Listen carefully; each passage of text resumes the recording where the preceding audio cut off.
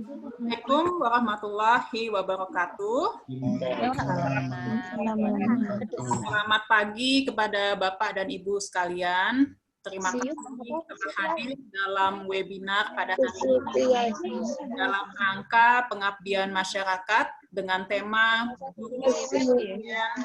di era pandemi dan normal. Saya Dewi Syukriyah, di mana pada hari ini saya akan bertindak sebagai moderator dalam acara webinar saat ini. Sebelum saya bacakan susunan acara, terlebih dahulu akan saya sampaikan aturan di dalam webinar ini. Aturan yang pertama adalah saya mohon kepada Bapak dan Ibu untuk menonaktifkan audio supaya tidak mengganggu peserta yang lainnya. Kemudian diharapkan Bapak dan Ibu untuk mengisi daftar hadir untuk sertifikat. Dan selanjutnya adalah ketika narasumber kedua telah selesai menyampaikan materi, akan ada sesi tanya-jawab. Jika Bapak atau Ibu hendak mengajukan pertanyaan, mohon sebutkan nama dan dari lembaga mana, serta tolong disebutkan apakah itu pertanyaan ataukah masukan untuk narasumber. Pertanyaan bisa diajukan melalui chat atau aktivasi suara dan video. Kemudian di akhir acara, mohon kepada Bapak dan Ibu untuk mengaktifkan kamera untuk foto bersama dengan kedua narasumber. Untuk susunan acaranya, yang pertama adalah sambutan Ketua Bidang Pengabdian dan Sosial Kemasyarakatan Yayasan Keluarga Haji Jupri, yang akan diwakilkan oleh Ibu Silviani Hanum SPSI. Kemudian yang kedua adalah sambutan Dekan Fakultas Psikologi Universitas Persada Indonesia YAI, yang akan diwakilkan oleh Bapak Dr. Kuncono Teguh Yunanto MM, selaku Wakil Dekan 1 Universitas Persada Indonesia YAI. Acara selanjutnya adalah penyampaian materi webinar selama kurang lebih 30 menit oleh narasumber pertama kita, yaitu Ibu Dr. Anizar Rahayu MSI Psikolog, dengan judul Resiliensi Guru di Era New Normal. Yang kemudian dilanjutkan dengan penyampaian materi webinar selama kurang lebih 30 menit oleh narasumber kedua kita, yaitu Ibu Dr. Erdina Indrawati MSI Psikolog, dengan judul Positive Attachment dan Resiliensi Anak Usia Dini. Setelah penyampaian materi oleh narasumber kedua, maka akan ada sesi tanya-jawab selama kurang lebih 30 menit dan diakhiri dengan kesimpulan dan penutup oleh moderator. Dalam hal ini adalah saya sendiri, dan juga akan ada sesi foto bersama. Demikianlah susunan acara webinar pada hari ini. Sekarang kita akan masuk pada acara yang pertama, yaitu sambutan oleh Ketua Bidang Pengabdian, Pendidikan dan Sosial Kemasyarakatan Yayasan Keluarga Haji Jupri, yang akan diwakilkan oleh Ibu Silviani Hanum SPSI. Kepada Ibu Silviani Hanum SPSI, waktu dan tempat kami persilahkan. Ya. Bismillahirrahmanirrahim. Assalamualaikum warahmatullahi wabarakatuh. Alhamdulillah, segala puji syukur senantiasa kita panjatkan kehadirat Allah SWT atas segala kenikmatannya. Kemudian salam salam kepada junjungan Nabi besar Muhammad SAW. Sebelumnya kami mengucapkan terima kasih yang sebesar-besarnya atas kerjasama yang sangat indah ini antara Yayasan Keluarga Haji Jupri bersama dengan Universitas Persada Indonesia, khususnya Fakultas Psikologi yang telah mengadakan acara ini. Dan saya yakin acara ini sangat berguna bagi para guru, karena saya juga guru, karena pada saat masa pandemi seperti ini memang banyak sekali tantangan yang dihadapi oleh para guru.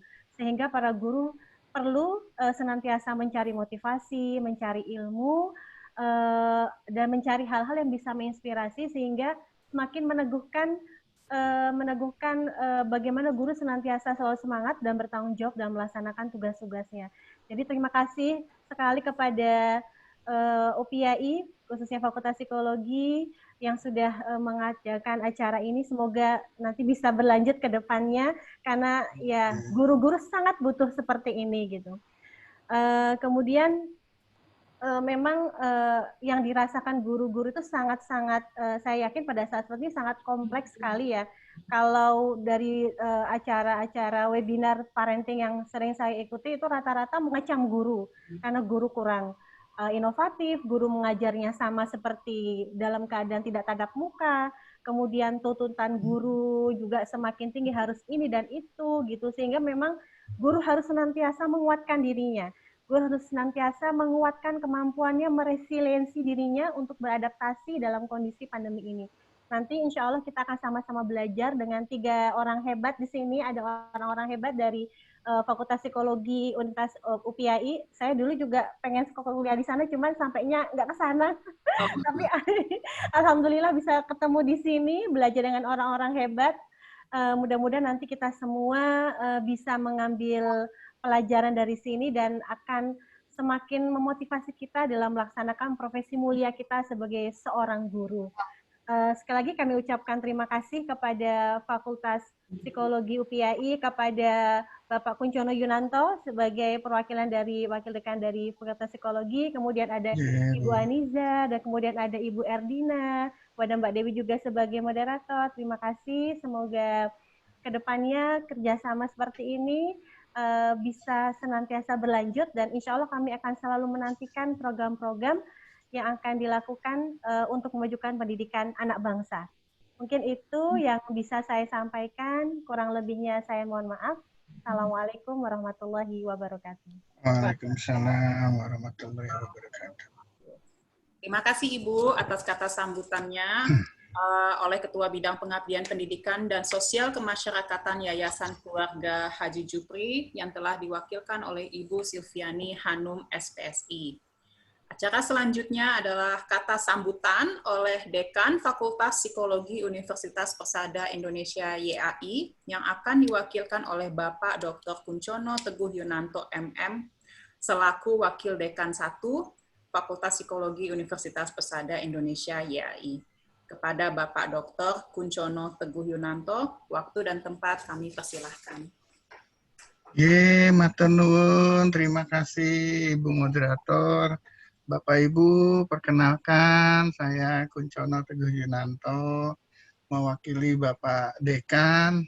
Tadi saya sudah bicara dengan Pak Dekan, Pak Dekan menyerahkan, ya tolong diwakili oleh saya. Oke. Assalamualaikum warahmatullahi wabarakatuh. Selamat pagi Bapak Ibu semua. Terima kasih saya aturkan kepada yang pertama Ketua Yayasan Keluarga Haji Jupri yang diwakili oleh Ibu Silviani Hanum SPSI. Yang kedua kepada Ketua Him Paudi Kalinyamatan Ibu Riswati SPD. Yang ketiga PLS Satkordik Kalinyamatan Ibu Inayah SPD. Yang keempat Kepala TK IT Keluarga Haji Jupri Ibu Kurniawati SPD. Yang kelima kepada KBIT Keluarga Haji Jupri Ibu Vika Niswah SPD, dan kepada seluruh peserta webinar dari PAUD Buah Hati, Aba, dari Salama, Siti Soleha, dan yang lain. Mohon maaf kalau ada yang belum saya sebutkan. Terima kasih atas kerjasama yang baik ini telah memprakarsai acara yang luar biasa ini. Mudah-mudahan ke depannya kerjasama kita tidak hanya berakhir di webinar ini, tapi berlanjut ya Bu, Pak, ke kegiatan-kegiatan yang lain. Baik, pemilihan tema resiliensi di era new normal ini memang saya rasa tepat sekali seperti yang disebutkan Bu Silviana ini. Karena semua terdampak ya di pendidikan itu ya berarti guru, Bapak Ibu guru ya terdampak ya, murid-murid ya demikian gitu ya. Makanya tema resiliensi ini, resiliensi itu kan berarti apa ya, dapat beradaptasi ya, kuat menghadapi situasi sulit. Ini situasi apa? COVID ini kan seperti kayak kita perang. Perang musuhnya kelihatan ini. Tapi COVID ini musuhnya nggak kelihatan. Kecil banget ini. Ya, tapi ini harus kita lawan. Ya. Ya namanya perang itu berarti ini kita dalam situasi sulit kan gitu ya. Nah, dalam situasi yang sulit ini kita memerlukan itu dia yang dinamakan resiliensi ya. Bapak Ibu guru perlu resiliensi, murid-muridnya juga. Saya harap nanti apa yang diperoleh, apa yang disampaikan nanti oleh Ibu pembicara bisa kita terapkan minimal untuk diri kita, untuk keluarga, juga untuk murid-murid kita. Ya bisa diadaptasi. Nanti bisa berlanjut ini, misalnya di pesertanya bukan lagi Bapak Ibu guru, tapi misalnya pesertanya muridnya nih langsung ya gitu. Ya, kami welcome nih Bapak Ibu. Jadi Bu Dr. Anizar, Bu Dr. Erdina dan kandidat doktor Bu Dewi ini kami serahkan ke Bapak Ibu hari ini untuk ditanyai lebih jauh ya tentang resiliensi. Ya mungkin tadi moderatornya menyebutkan waktu masing-masing 30 menit. Mungkin lebih dimanfaatkan di sesi tanya jawab. Ya, seperti itu. Baik, Bapak Ibu, saya sadar sekali ini bukan saya yang diharapkan di webinar ini, makanya saya yang tidak berlama-lama, saya serahkan dua pembicara, dua narasumber ini untuk dijadikan partner Bapak Ibu dalam menghadapi situasi pandemi ini. Ya, mungkin juga nanti diminta nomornya, nomor HP-nya ya, biar bisa komunikasi di luar dari acara ini. Ya, baik Bapak Ibu, terima kasih.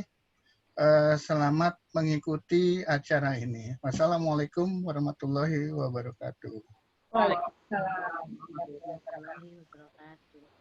Terima kasih atas kata sambutan oleh Bapak Kuncono Teguh Yunanto MM, Bapak Dr. Kuncono Teguh Yunanto MM, yang telah mewakilkan Dekan Fakultas Psikologi Universitas Persada Indonesia YAI. Kita akan masuk ke acara selanjutnya, di mana acara selanjutnya adalah penyampaian materi oleh narasumber pertama kita, yaitu Ibu Dr. Aniza Rahayu, MSI Psikolog, dengan tema resiliensi guru di era new normal. Sebelum beliau menyampaikan materi, terlebih dahulu akan saya bacakan riwayat hidup beliau. Ibu Dr. Aniza Rahayu, MSI Psikolog, adalah dosen dan juga Ketua Program Studi Doktor di Fakultas Psikologi Universitas Persada Indonesia YAI Jakarta. Beliau telah menempuh pendidikan formal strata 1 atau S1 di Universitas Gadjah Mada, Fakultas Psikologi, kemudian melanjutkan pendidikan strata 2 di Universitas Indonesia, Fakultas Psikologi, dan pendidikan doktor di Universitas Persada Indonesia YAI, Fakultas Psikologi.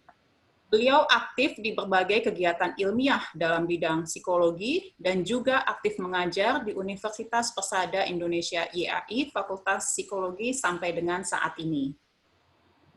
Demikianlah riwayat hidup dari Ibu Dr. Aniza Rahayu, MSI Psikolog. Untuk selanjutnya kepada Ibu Dr. Aniza Rahayu, MSI Psikolog, dipersilahkan untuk menyampaikan materi webinar pada hari ini. Waktu dan tempat kami persilahkan. Terima kasih Mbak Dewi. Bismillahirrahmanirrahim. Assalamualaikum warahmatullahi wabarakatuh. Waalaikumsalam. Sebelumnya saya ingin menyapa yang saya hormati Bapak Kuncono, kemudian Mbak Silvi dari Yayasan Keluarga di Jupri, ada Ibu Riswati dari Ketua Himpaudi dan Ibu Inayah dari Satkordik Kalinyamatan. Ada juga dari Ibu Nia dan Ibu Vika dari TKIT dan KBIT Keluarga di Jupri. Juga ada sahabat-sahabat guru dari PAUD Buah Hati, Aba dari Salam, dan Siti Sulaika yang hadir pada kesempatan hari ini. Salam kenal dan mari kita belajar bersama hari ini untuk anak-anak didik kita. Hari ini saya mendapat tugas untuk menyampaikan materi yang berjudul mengembangkan resiliensi guru di era new normal. Kenapa judul ini yang kita ambil? Saya kira guru-guru semua sudah resilient, tapi yang kita pikirkan adalah bagaimana kita bisa mengembangkan resiliensi ini sampai kita memenangkan peperangan. Mudah-mudahan di tahun depan kita sudah tidak ada ketemu lagi dengan virus-virus yang berbahaya tadi. Judul ini kita ambil karena kita semua menyadari bahwa sejak tahun ini di bulan April Presiden kita mengumumkan bahwa ada saudari-saudari kita yang terkena COVID-19, maka kepanikan itu terjadi di wilayah Indonesia ini. Kalau dulu kita hanya mengikuti berita-berita di luar negeri, maka sejak April tahun ini kepanikan itu sudah melanda orang-orang di Indonesia. Dan kepanikan ini juga terpicu karena sampai data terakhir bulan Agustus ini sedikitnya ada 3 juta terkonfirmasi COVID-19. Next, Mas. Kemudian juga ratusan ribu orang sudah meninggal dunia karena COVID ini. Next. Dan juga membuat Organisasi Kesehatan Dunia itu menetapkan bahwa penyakit ini atau virus ini sudah menjadi pandemi. Artinya penyakit ini sudah menyebar ke seluruh negara dan menjangkiti banyak orang. Dan kita tadi sudah tahu bahwa ini bukan main-main lagi musuh kita ini, sehingga kita memang perlu mewaspadai dan perlu mempersenjatai diri kita. Bagaimana kita bisa memenangkan perjuangan ini dengan tetap tegak dan tetap berkualitas sebagai individu dan pribadi-pribadi ini di bidangnya masing-masing. Kemudian dalam kondisi ini masyarakat yang serba tidak tentu ini kita merasa tertekan. Baik tekanan itu kita rasakan secara ekonomi, secara kesehatan, pendidikan, keagamaan, dan di semua sendi-sendi kehidupan kita. Di dalam dunia ekonomi kita sudah melihat bahwa banyak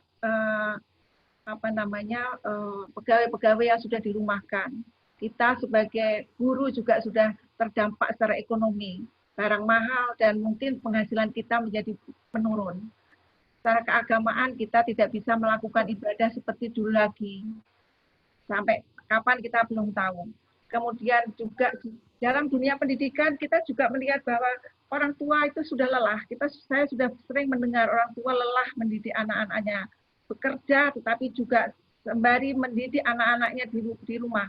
Kalau mungkin ada anak-anak yang masih kecil, ibu-ibu masih bisa mengikuti pelajaran. Tapi kalau anak-anak sudah besar, itu merupakan stres tersendiri bagi ibu rumah tangga terutama. Karena harus bekerja, tapi juga harus menjadi guru di rumah. Nah, bagaimana dengan guru? Guru tambah stres lagi karena guru juga pendidik, juga ibu rumah tangga. Dia juga bertanggung jawab, harus tetap bertanggung jawab terhadap sekian puluh atau sekian ratus murid-muridnya. Ujuk-ujuk pada bulan April diminta untuk melakukan mengajar secara online tanpa persiapan. Mungkin untuk tugas-tugas yang sifatnya kognitif itu masih bisa lah dilakukan secara daring, tetapi untuk mengajar perilaku, mengajar keterampilan, mengajar moral, ini akan susah dilakukan secara daring. Saya dengar nih guru-guru TK selain daring itu juga melakukan kunjungan rumah, di mana kunjungan rumah itu dikelompokkan dan mereka tetap diajar bersama-sama karena ada aturan bahwa tidak boleh menghadirkan murid di sekolah. Tetapi pendidikan harus tetap berlangsung. Inilah cara atau mungkin trik-trik dari para guru untuk tetap melakukan pendidikan, tetapi juga memperhatikan protokol kesehatan. Ini bukan perkara mudah menurut saya. Mari kita lihat bagaimana 4 tahapan ini menuju 4 tahapan menuju new normal ini. Ketidakpastian kita menghadapi situasi yang tidak pasti, sampai kapan kemudian COVID ini akan hilang, kapan ada vaksin ditemukan, kapan sekolah dibuka, kapan bisa pergi-pergi, kapan bisa situasi bisa normal lagi, dan juga kekhawatiran bagaimana nanti kalau saya kehilangan penghasilan, bagaimana kalau saya jatuh miskin, atau bagaimana kalau tidak bisa melanjutkan sekolah, bagaimana urusan anak-anak dan sebagainya. Itu kemudian muncul kekhawatiran-kekhawatiran lain yang tidak bisa kita hilangkan dan tidak bisa kita pungkiri, itu ada. Jadi ketidakpastian memunculkan kekhawatiran-kekhawatiran. Nah, padahal kalau kita banyak kekhawatiran, banyak emosi-emosi negatif yang muncul di diri kita, maka itu akan menguras energi kita. Pengurasan energi ini akan menurunkan imunitas. Padahal imunitas ini sangat diperlukan pada saat ini. Kita melawan virus-virus tidak ada obatnya. Yang bisa melawan adalah diri kita sendiri, imunitas kita. Jadi kita memang harus memiliki imunitas yang baik. Imunitas dari pikiran kita. Selain dari makanan, adalah dari pikiran kita yang sehat. Sehingga bisa membangun imunitas pribadi untuk bisa melawan virus yang tidak kelihatan itu. Nah, itulah kenapa kita harus beradaptasi. Adaptasi itu penyesuaian, bagaimana kita bisa menerima situasi yang tidak menyenangkan itu menjadi kebiasaan, menjadi sesuatu yang tidak mengganggu lagi. Dan itu kuncinya hanya belajar. Ketika kita belajar, kita mengedukasi diri, maka kita akan bisa mengalahkan hal-hal yang mungkin sulit itu, karena kita terus mencurahkan pikiran kita, melatih diri kita menerima segala sesuatu yang tidak menyenangkan itu menjadi sesuatu yang bisa ditolerir. Nah, itulah kemudian ketika kita sudah beradaptasi, kita sampai kepada kelaziman baru, new normal. Di sini kita memang harus melalui latihan-latihan dan menerima sesuatu yang dulunya tidak lazim menjadi lazim. Dulu yang lazim itu anak datang cium tangan. Sekarang tidak boleh datang, tidak boleh cium tangan. Dulu yang baik itu yang punya sahabat, mendekatkan diri, rangkul-rangkulan, dekat-dekatan dengan teman. Sekarang yang baik tidak datang, tidak rangkul-rangkulan, tidak saling mengunjungi. Ya, jadi yang dulu normal menjadi tidak normal. Yang tidak normal menjadi normal. Tapi kita harus menerima itu menjadi sesuatu, menjadi kebiasaan baru. Dunia kita berubah, situasi kita berubah. Jadi kita harus berubah, intinya itu. Tapi bagaimana berubah dengan nyaman? Ini yang kita harus cari. Nah, bagaimana ini? Next. Bagaimana menghadapi ini semua, menghadapi new normal ini? Ternyata diri kita itu memiliki mekanisme-mekanisme. Jadi Allah itu memberikan kita kemampuan-kemampuan. Ketika kita memiliki kekhawatiran yang berlebihan atau kekhawatiran, ketakutan, ngeri atau sesuatu yang lain yang sifatnya negatif lah, itu termasuk emosi-emosi negatif yang tidak proporsional banyak dalam diri kita, ternyata itu akan menurunkan imunitas kita tadi, karena itu menjadi stres tersendiri dan itu menekan diri kita. Kita akan menjadi tidak imun, gitu ya. Energi kita terserap untuk itu. Tetapi manakala kita memiliki kekhawatiran-kekhawatiran tadi tidak berlebihan, artinya proporsional sajalah ya, khawatir, ya takut juga, karena khawatir dan takut itu ya diperlukan. Pada porsi yang pas itu kita menjadi berhati-hati, kita menjadi kreatif, muncul kreativitas. Aku harus bagaimana ya menyikapi ini ya, yang dulu nggak bisa menjadi bisa, yang dulu tidak biasa menjadi biasa. Itu terpacu untuk itu. Jadi emosi negatif tadi, kekhawatiran itu diperlukan pada skala yang kecil. Maka bagaimana mengelola tadi itu menjadi penting buat kita. Ternyata orang yang bisa mengelola tadi dan bisa melampaui situasi yang sulit itu disebut orang yang resilient. Dialah orang yang resilient. Nah, apa itu resiliensi? Resilient atau resiliensi? Nah, resiliensi adalah sebuah kemampuan. Kita semua punya, tinggal kita asah, kita latih gitu ya. Kemampuan untuk beradaptasi secara positif dalam mengatasi permasalahan hidup yang signifikan. Kalau perkara-perkara kecil mah nggak perlu penyesuaian, nggak muncul resiliensi. Resiliensi hanya muncul ketika masalah itu sulit. Hanya orang yang resilient yang bisa memenangkan persoalan yang sulit. Jadi dia muncul ketika ada masalah. Kalau nggak ada masalah, situasi normal-normal saja, nggak kelihatan orang yang resilient atau tidak. Resiliensi itu sebagai kemampuan untuk tetap mampu bertahan dan tetap stabil dan sehat secara psikologis setelah melewati peristiwa-peristiwa yang traumatis, peristiwa-peristiwa yang buruk. Jadi ketika nanti kita sudah lewat, semua ini kita tetap bertahan, kita tetap punya performa yang bagus, prestasi yang bagus, itulah orang yang resilient. Itu kita melewati proses yang panjang supaya bisa itu. Nah inilah kenapa kita harus belajar ini. Nah di dalam konteks pandemi ini, resiliensi ini dimaknai sebagai kemampuan untuk bertahan atau tidak menyerah pada situasi yang sulit. Dan terus berusaha untuk belajar dan beradaptasi pada keadaan tersebut. Bangkit kembali untuk menjadi manusia baru yang lebih baik, yang lebih kreatif, yang lebih tangguh. Next. Jadi resiliensi seperti itu, termasuk resiliensi guru. Nah, juga dalam hal ini, Connor dan Davidson tahun 2003 juga menyatakan bahwa kompetensi ada beberapa aspek. Jadi ada beberapa aspek dalam resiliensi itu. Artinya orang-orang yang resiliensi itu seperti apa?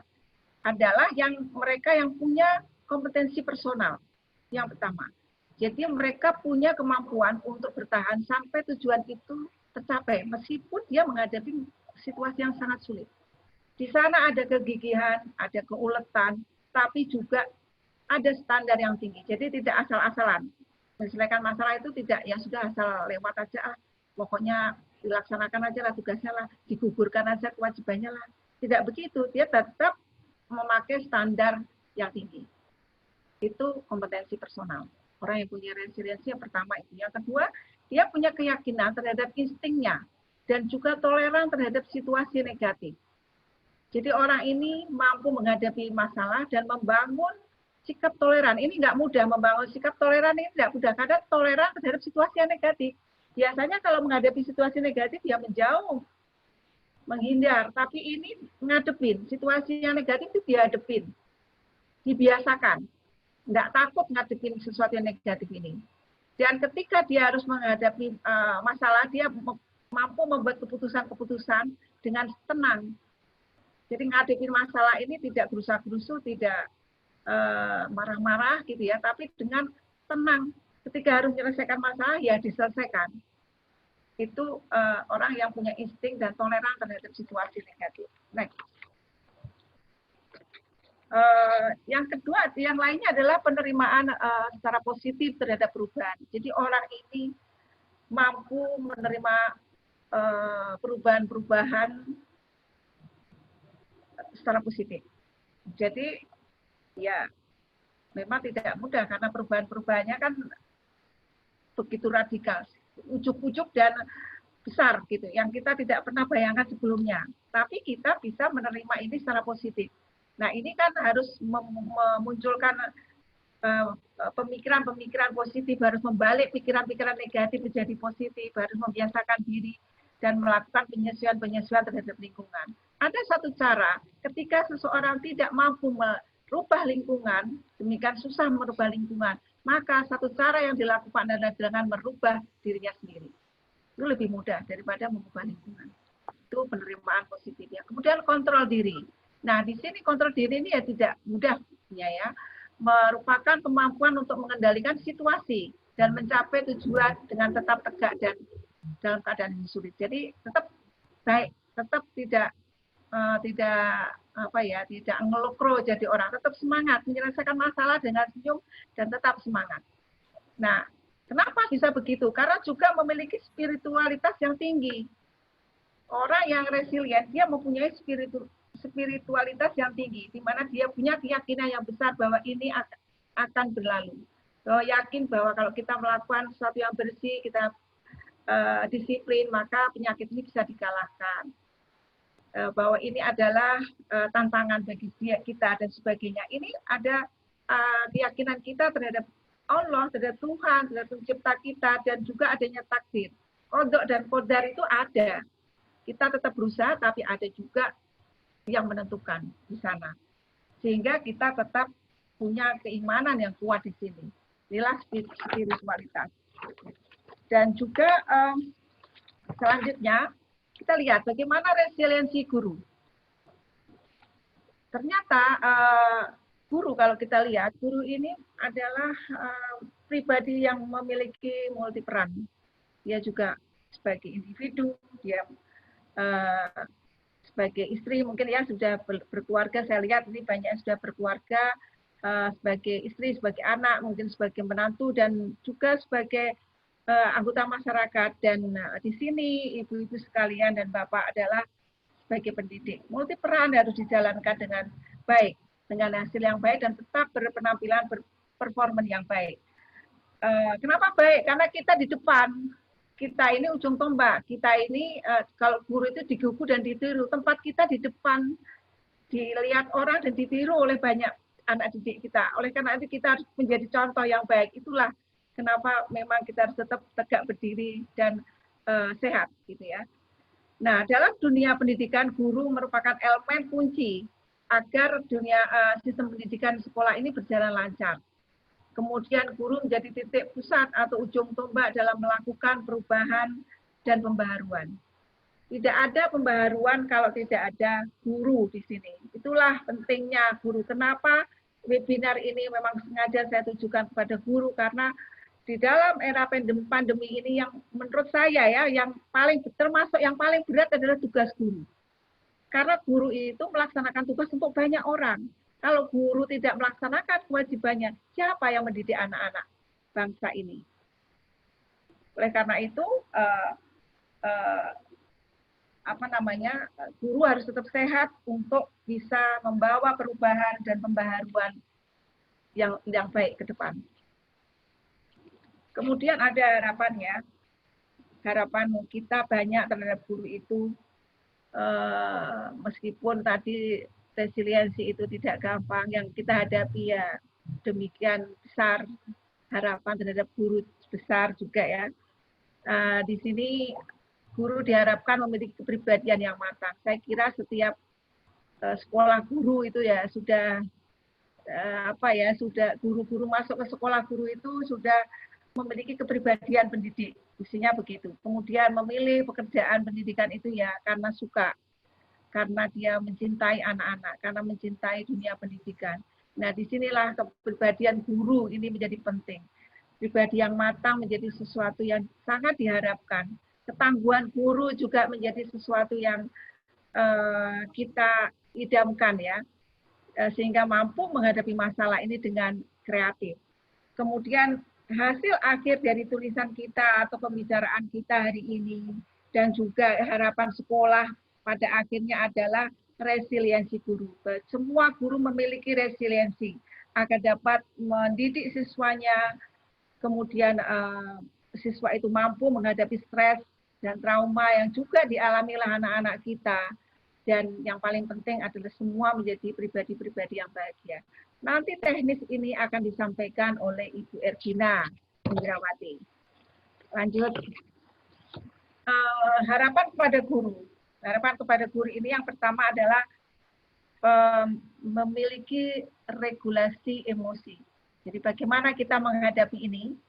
Itu yang pertama adalah guru dan kita semua harus memiliki regulasi emosi.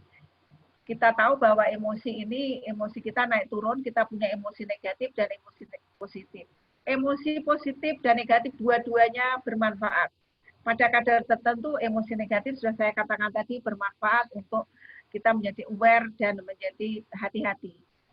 Kalau kita tidak punya kekhawatiran, kita tidak hati-hati. jalan terus, nggak mau minggir, padahal ini kita jalannya di tengah jalan.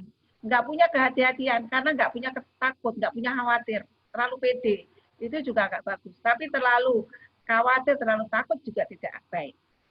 Menurut penelitian, emosi negatif itu hanya boleh 1 dan emosi positif 3 dibanding 3. Jadi ketika kita punya emosi negatif sedikit saja, pun emosi positifnya yang dibanyakin. Sehingga tetap kita berjalan itu tetap pede, tapi juga tetap hati-hati. Yang kedua adalah memiliki kemampuan impuls kontrol. Artinya mampu mengontrol keinginan atau dorongan-dorongan dari diri kita. Ketika seseorang itu kehilangan kontrol, maka seseorang itu menjadi tidak sabaran. Tidak sabaran itu gampang marah, moody, gampang tersinggung, sedikit tersinggung, orang ngomong sedikit, bisik-bisik sedikit tersinggung, ada tidak diundang sedikit ngamuk, agresif, akhirnya agresif. Ini menjadi kurang baik karena orang yang agresif ini menjadi tidak punya teman, akhirnya dihindari oleh teman. Dan ini sangat merugikan karena pendidik ini harus dekat dengan anak didiknya. Kalau gampang marah, gampang impulsif, ini menjadi mempengaruhi lingkungan sekitarnya. Next. Memiliki optimisme. Nah, optimisme ini berlawanan dengan pesimisme. Di mana optimisme ini kita punya keyakinan bahwa sesuatu yang baik akan terjadi. Kita yakin bahwa sesuatu yang baik itu akan terjadi. Ketika orang optimis melihat sesuatu yang jelek, itu dia menganggap sementara. Tapi orang yang pesimis melihat kejelekan itu akan berlangsung terus. Orang yang optimis melihat sesuatu itu secara sedikit saja.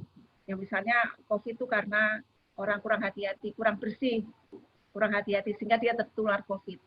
Tapi orang yang pesimis melihat COVID itu karena hukuman, melihat sesuatu secara global, kejelekan itu global. Orang yang optimis melihat kejelekan itu hanya sedikit bagian saja.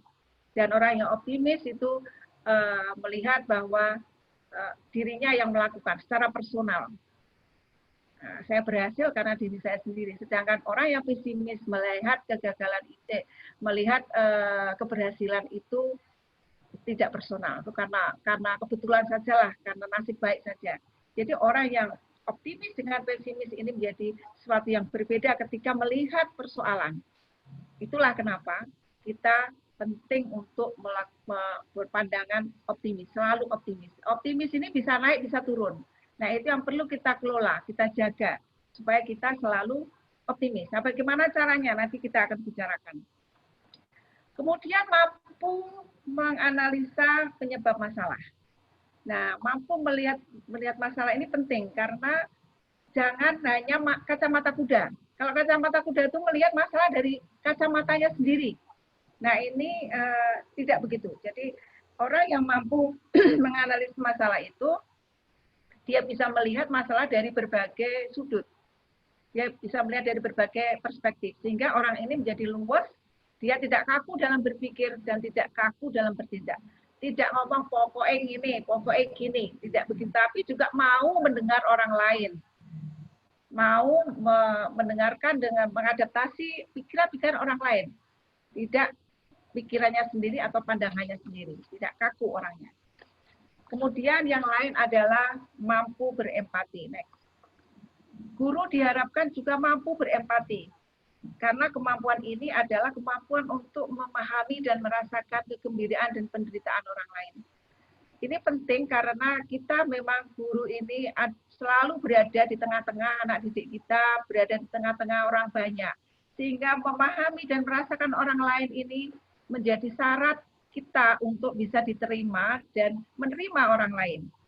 Ketika kita bisa berempati, ya kita akan punya performa yang baik, kita akan happy, kita akan imun, dan kita akan melewati ini dengan baik.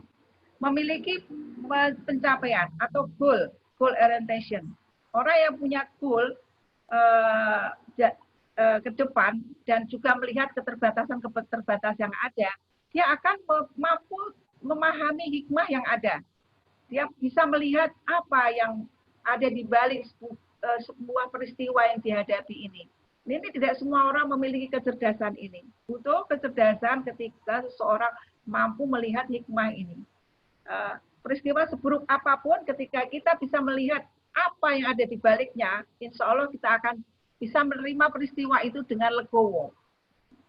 Jadi, kesimpulannya, orang yang resilient itu adalah orang yang bisa melihat masalah sebagai tantangan. Jadi ketika dia bisa melihat masalah itu sebagai tantangan, bukan ancaman, bukan musuh, bukan sesuatu yang harus dihindari, tapi harus dihadapi. Inilah tantangan saya. Inilah PR saya. Inilah kenapa saya mendapat pahala di surga nanti.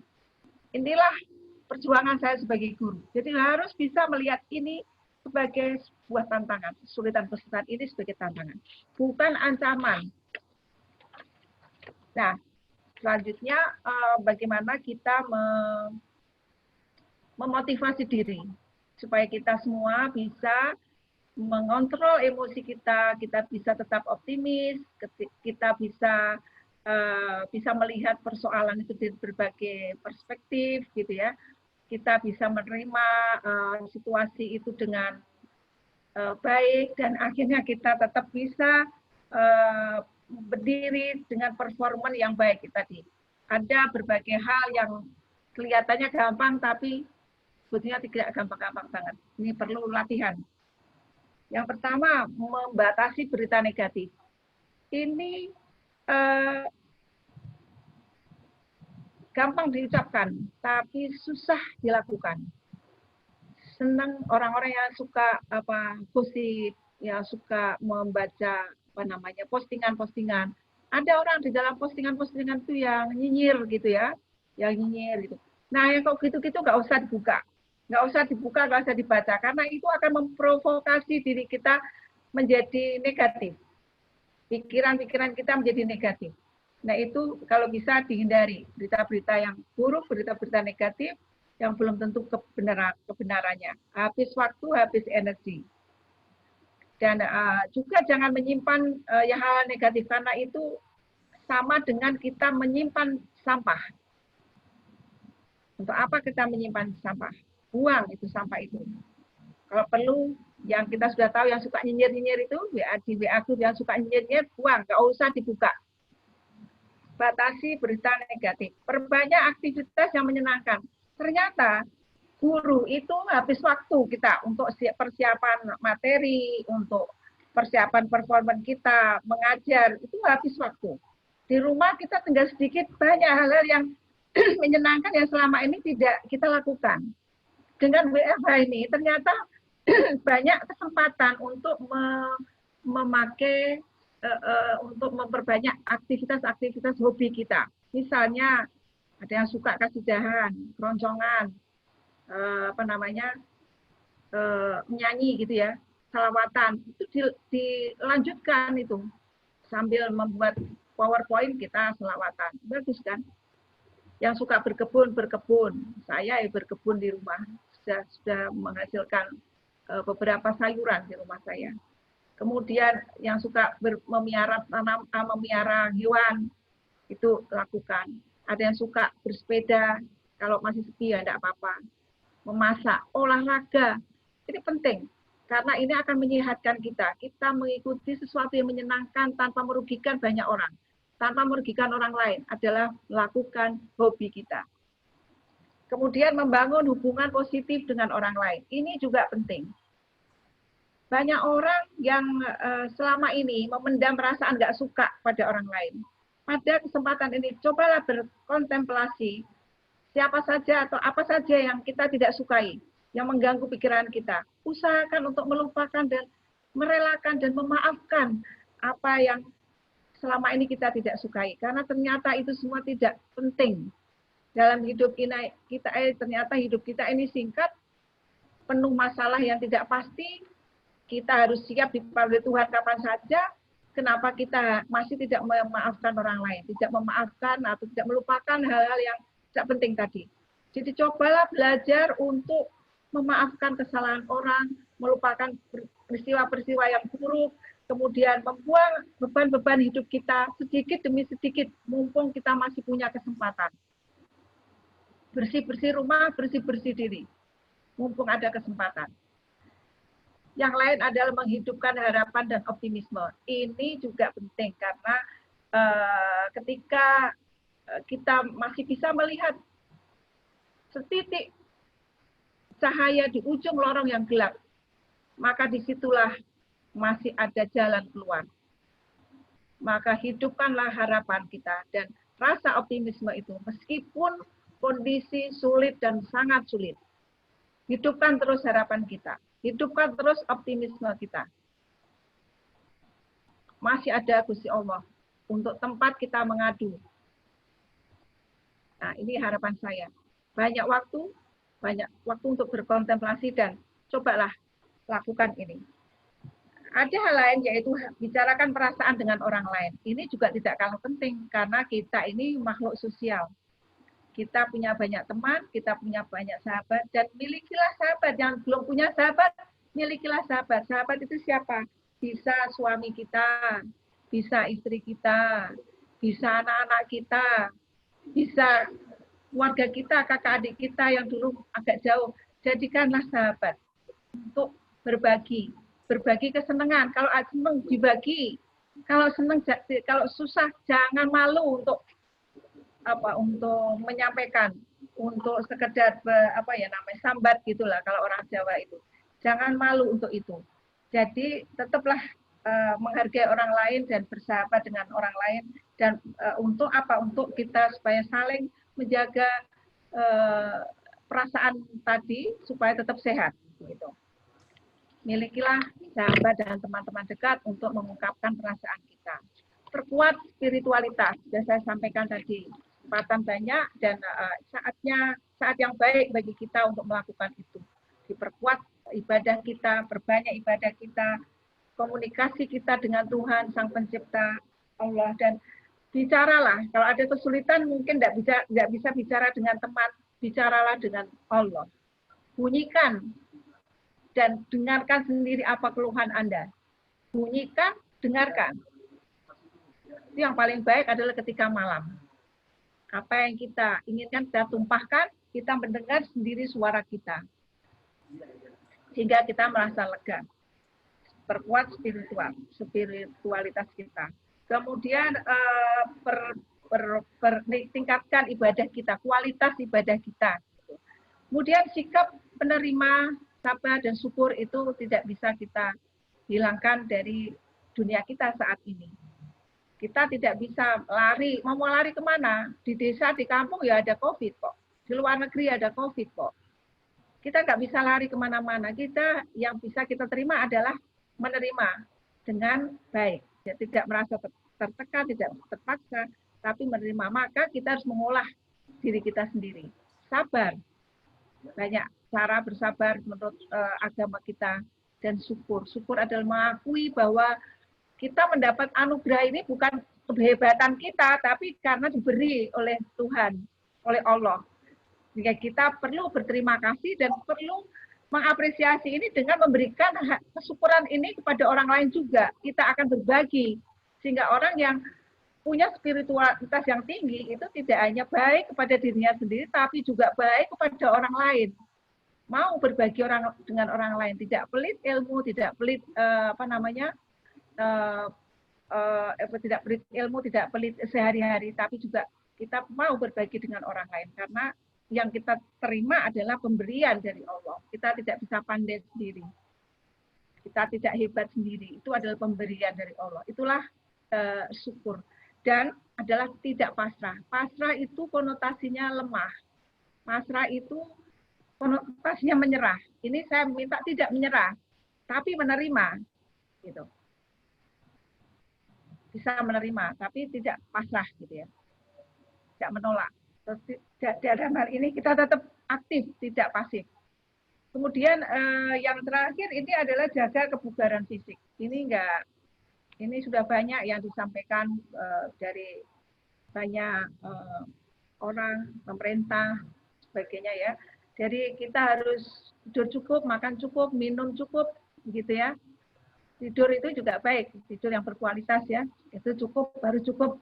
Kemudian olahraga yang cukup, matahari yang cukup, dan relaksasi. Kita harus rileks lah, apa yang menjadi sesuatu yang menyenangkan kita lakukan, dan juga menjaga kebersihan diri kita dan lingkungan kita. Dan saya merasa bahwa bukan kemanjaan dan kemudahan yang membuat orang itu sukses, melainkan kesulitan yang menempa diri kita, yang menjadikan kita itu menjadi orang yang kuat.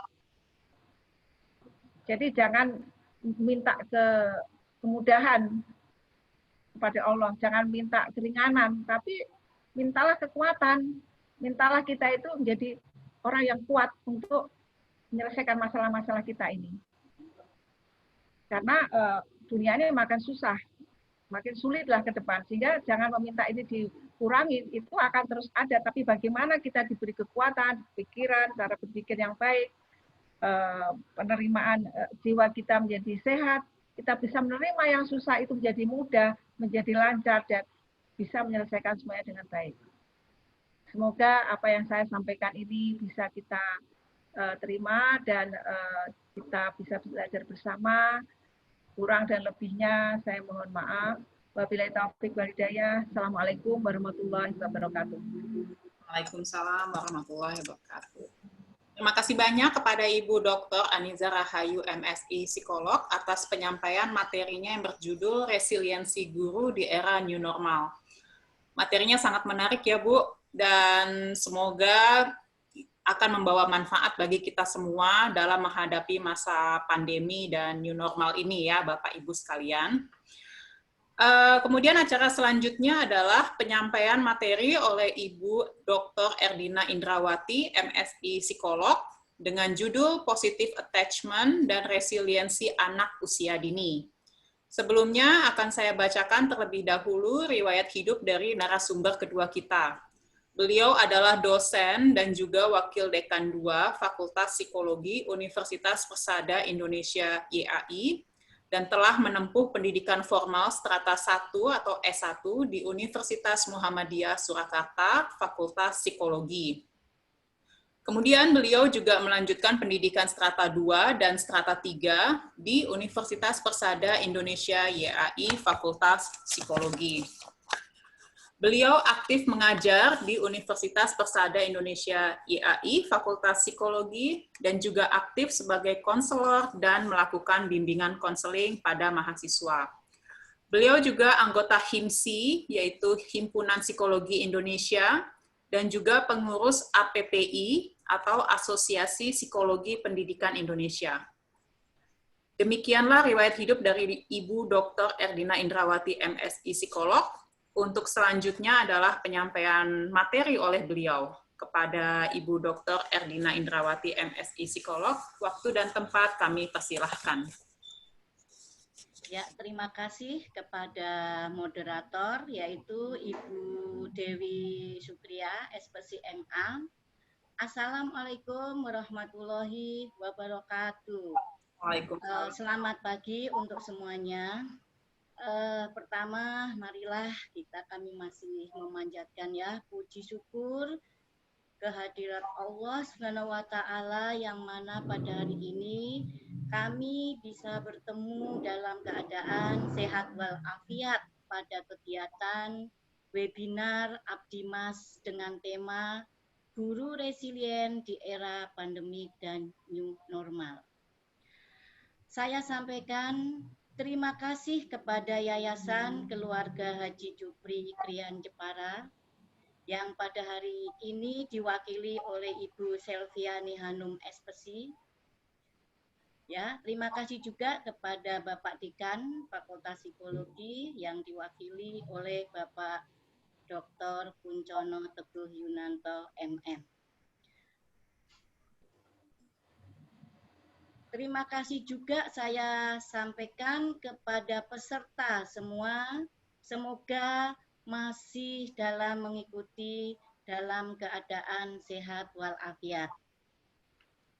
Kami akan menyambung dari Ibu Anizar bahwa berbagai perubahan kebijakan selama masa pandemi COVID-19 ini berpotensi sekali dalam menimbulkan berbagai perasaan negatif, yaitu antara takut, cemas, stres, yang nantinya ini bisa berdampak pada masalah-masalah keluarga, terutama adalah masalah keuangan, masalah kesehatan, masalah pekerjaan juga, yang tadi juga sudah disampaikan banyak Bapak Ibu yang kehilangan pekerjaan. Nah, kondisi inilah dibutuhkan resiliensi untuk menghadapi berbagai perubahan yang ada untuk menuju normal. Nah, untuk mengembangkan resiliensi ini membutuhkan waktu dan niat. Nah, ini adalah niat. Kalau kita malas, kita tidak bisa meresilient, ya sudah, sulit. Makanya syarat mutlak yaitu adalah niat dan waktu. Tidak seperti kalau saya ibaratkan itu adalah saklar. Saklar lampu yang hanya dengan menekan tombol dapat mengubah kondisi ruangan. Klik jadi terang, klik jadi gelap. Nah, beda dengan resiliensi ini. Untuk ini kami akan berbagi tentang tema positive attachment dan resiliensi anak usia dini. Oke, pada dasarnya setiap anak ini unik. Jadi Bapak Ibu mempunyai anak itu unik, ya. Setiap anak itu istimewa. Karena apa? Setiap orang terlahir itu sebagai seorang bintang. Kalau tidak terlahir sudah hilang bintangnya. Setiap anak itu berharga. Makanya Bapak Ibu di sini ya, menjadi orang tua, kita punya anak itu adalah suatu anugerah, ya. Kita jangan menyia-nyiakan anak. Anak mau model apapun itu adalah anugerah. Ya. Next. Ya. Nah, dalam anak usia dini ya di sini, anak usia dini ini perlu pendidikan dan nilai-nilai. Ini yang kita ajarkan. Nilai-nilai yang penting. Ya, pada kadang-kadang dibilang, kadang-kadang pendidikan harus lebih penting dari nilai. Iya, kadang-kadang orang yang mempunyai prestasi yang tinggi tetapi tidak berakhlak lah, ini adalah disayangkan, ya. Jadi nilai-nilai inilah yang kita pupuk, kita didik, yang mana nantinya untuk mengenal potensi anak masing-masing. Ya, oke. Dengan kondisi anak usia dini ini perlu adanya suatu pola hubungan. Next, Mas. Pola hubungan. Nah, pola hubungan antara orang tua dan anak, yaitu terutama pada bayi dan kanak-kanak, sangatlah menentukan pola kepribadian anak dan relasi antar pribadi pada saat nantinya anak dewasa. Nah, ini kalau kita lihat ya, sebagai orang tua ini harus memperhatikan anaknya. Ciuman ya itu adalah hal yang membuat si anak itu senang, yang nantinya bisa membuat dia itu lekat, ya. Tapi nyiumnya ya jangan nyium yang nafsu, ya. Nah di sini dikatakan adanya ciuman ini adalah suatu hal yang kasih sayang. Ya. Ayo ini Bapak Ibu. Bangun tidur ada nggak yang mencium anaknya? Bang, mau tidur anaknya dicium nggak? Ayo sekarang mulailah. Kita cium anak kita masing-masing. Kalau mau tidur ataupun dia mau berangkat, ya, itu adalah suatu bekal kelekatan nantinya. Ya, itu. Lanjut. Nah, ini yang dinamakan kelekatan. Next. Kelekatan itu adalah hubungan psikologis antar manusia. Jadi, nah ini terbentuk awal kehidupan sebenarnya. Maka kalau yang baru mengandung itulah sebenarnya juga bisa kita lakukan. Kita elus, kita berbicara. Nah ini. Yang terjadi antara anak dan pengasuh. Jadi attachment ini bisa dilakukan oleh pengasuh. Kalau di sekolah ya Bu Guru, Pak Guru. Ya. Karena apa? Inilah nanti bisa dampak pada pembentukan hubungan yang berlanjut sepanjang hidup. Kalau siswa itu sudah takut, tidak lekat terhadap gurunya, tidak akan bisa berkembang dengan baik.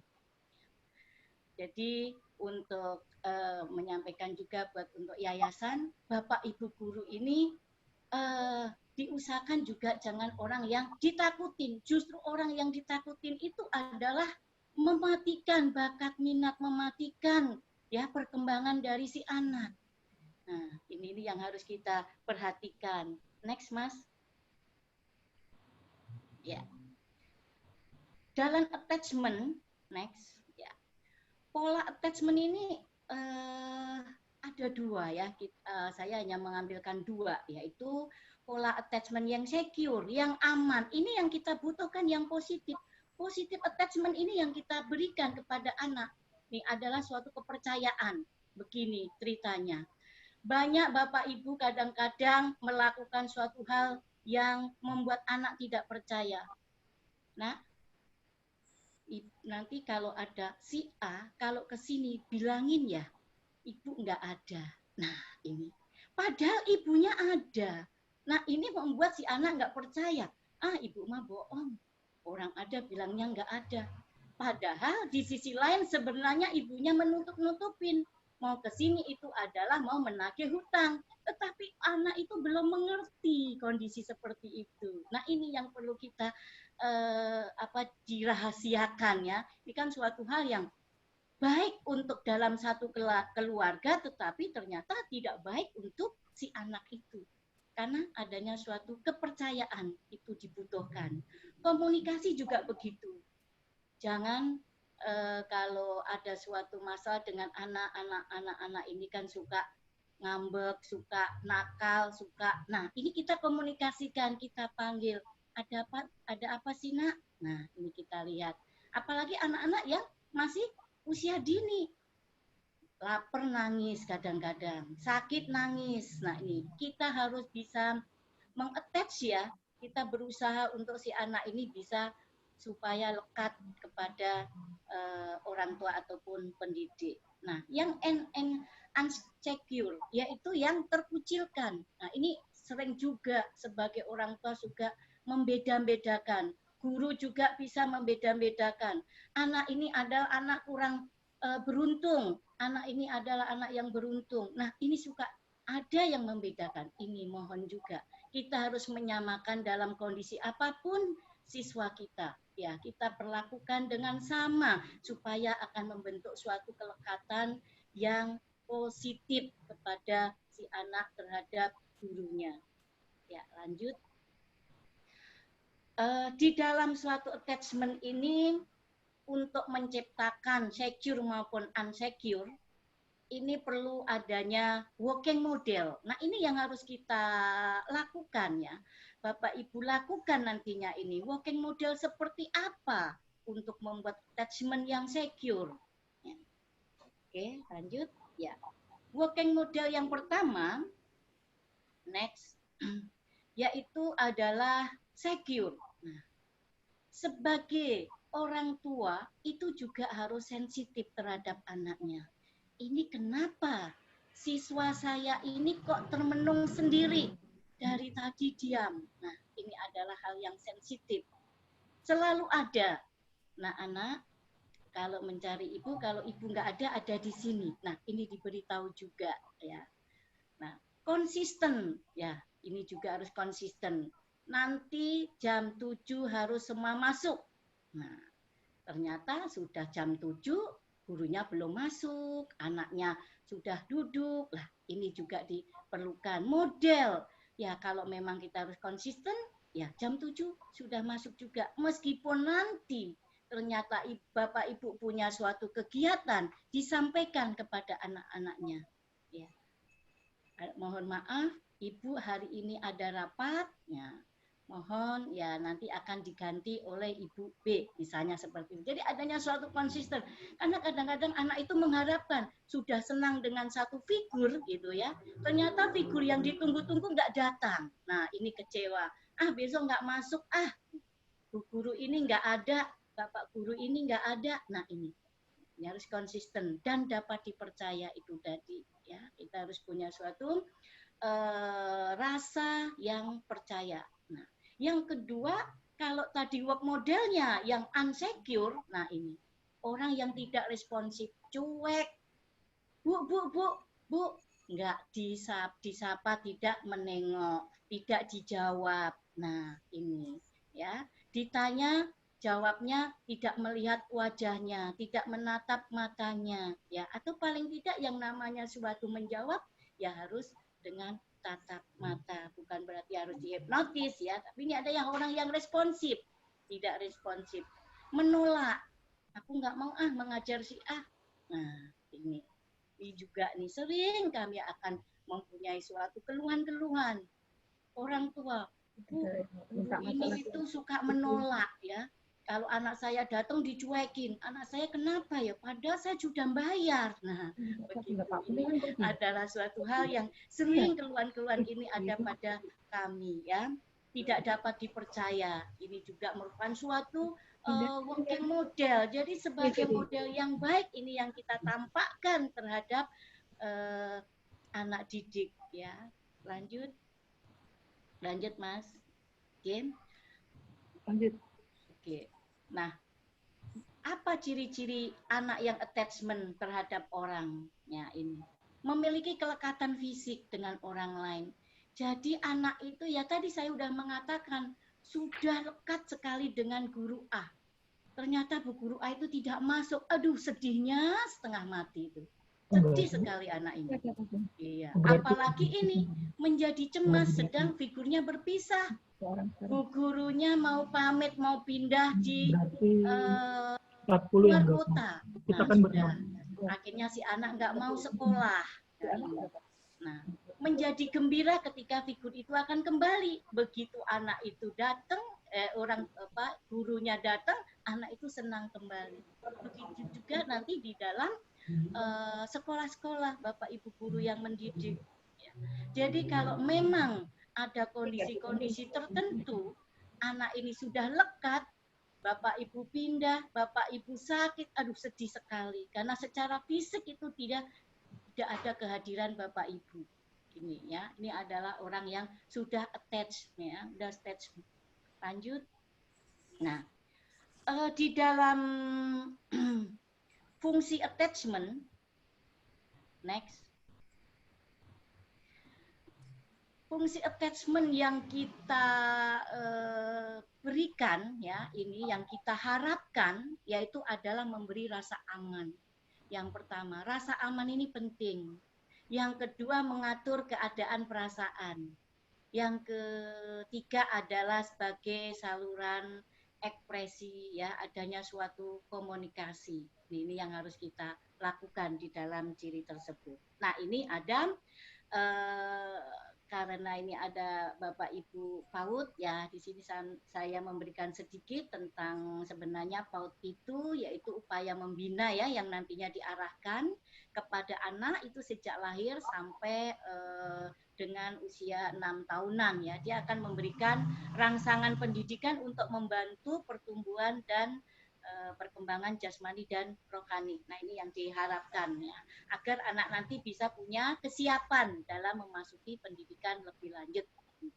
Yang harus kita lakukan. Nah, untuk itu diperlukan tadi resiliensi ya. Diperlukan suatu resiliensi ini tadi, yaitu suatu proses pendampingan untuk mempersiapkan supaya anak ini mampu menghadapi kerentanan dan tantangan sehingga dia akan terhindar ya dari suatu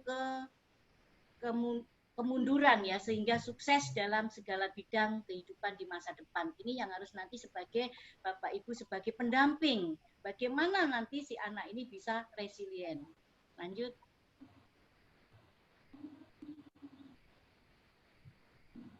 Next, Mas. Ya, nih yang harus kita lakukan. Aspek resiliensi ini untuk membangun resiliensi anak. Keamanan dasar itu adalah mutlak. Kalau anak dalam keluarga, dalam sekolah, dia tidak merasa aman, nah ini tidak akan bisa membangun resiliensi anak. Saya nggak mau sekolah di A. Saya nggak mau sekolah karena tempatnya begini. Nah ini kita harus membangun dulu kelekatan anak supaya bisa aman. Menjaga keamanan anak, dia harus bisa membangkitkan semangat kebersamaan, menghargai orang lain, ya, menciptakan rasa aman. Nah, ini yang diperlukan adalah keadaan dasar, ya. Nih seperti contoh gambar, seorang ibu memberikan mainan dengan cara supaya aman. Nah, dia akan bercerita atau memberikan suatu nasihat. Nah, begitu juga Bapak Ibu guru, saya yakin sudah dilakukan. Cuman apakah secara psikologis dia akan mendekat? Nah, ini yang harus kita lakukan. Psikologis kita. Ya, kadang-kadang memang kita itu guru, kalau saya bilang dosen itu bukunya sedus, uangnya sesen, kan begitu. Begitu sih, guru juga seperti itu. Mungkin secara finansialnya dia nggak seberapa, tetapi hati yang mulia itulah yang membuat keberhasilan semua keluarga. Harus dilakukan dengan ikhlas, Bapak Ibu. Kalau memang kita hitung-hitung, apakah cukup gaji Bapak Ibu untuk hidup? Kadang-kadang kalau secara kita total nggak cukup. Cuman karena kita itu melakukan hal yang ikhlas, kita lakukan hal yang baik untuk mendidik anak supaya menjadikan orang yang berkembang, mempunyai suatu akhlak yang mulia, itulah yang kita hanya berdasarkan dengan keikhlasan ini. Makanya menjadi keamanan. Kalau orang yang nggak ikhlas itu kan juga mengajarnya buru-buru, terus cepetan ini sahur, nah gitu kan. Nah ini enggak, kalau ikhlas itu ya kita lakukan, sini nak, ayo kita bermain. Kadang-kadang jamnya sudah selesai, anaknya belum selesai main, ya ditungguin dulu sebentar, nak, anak yang lain sudah pulang, ayo kita pulang yuk. Nah seperti itulah dalam menciptakan suatu keamanan dasar. Next, yang kedua adalah pendidikan. Ini juga didorong si anak itu untuk diberikan mainan. Mainan ini yang education. Nah, nah kalau sekarang mainannya banyak sekali. Kalau orang Jawa saya bilang, moto melek, yang dilihat adalah gadget, ya. Jadi HP yang dicari, HP-nya baru dipakai orang tuanya nangis. Ya ini super dan itu terjadi entah di daerah, entah di kota, semua sudah banyak anak-anak yang kecanduan online. Ini banyak sekali. Nah ini kami punya suatu kasus juga. Jadi anak di usia 2 tahun itu sudah tiap hari itu hanya main game. Sampai ke kamar mandi pun juga main game. Mau tidur juga main game. Begitu HP-nya itu dibuang ya atau disimpan, dia itu kayak orang sakau.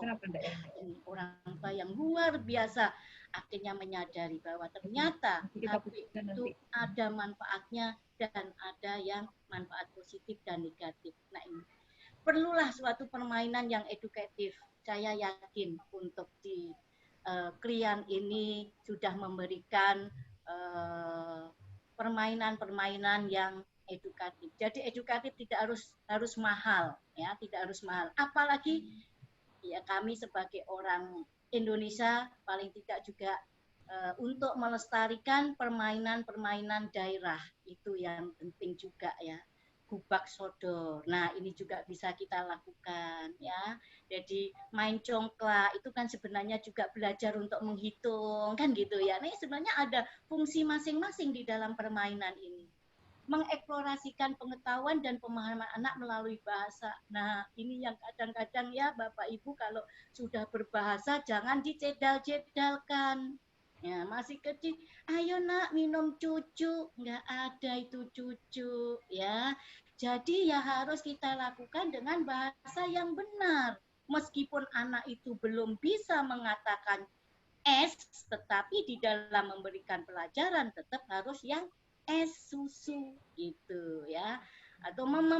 Nah ini juga sebenarnya, nah, ayo kita maem atau ayo kita makan. Jadi nantinya di dalam pendengarannya dia ya ini si anak ini akan terekam gitu ya.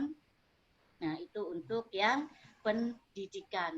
Yang selanjutnya adalah yang persahabatan. Nah ini juga dibutuhkan ya, memfasilitasi anak untuk bersahabat. Nah adanya suatu lomba ini yang sering dilakukan. lomba, persahabatan lomba, nggak usah lomba yang sampai tingkat internasional. Selingkungan dulu, ke sekabupaten dulu diajak. Nah, ini mendorong anak ini untuk bersahabat. Ya, mungkin hanya dalam satu kelas A dengan kelas B. Nah, ini juga diberikan suatu persahabatan. Dengan cara apa? Bermain kelompok.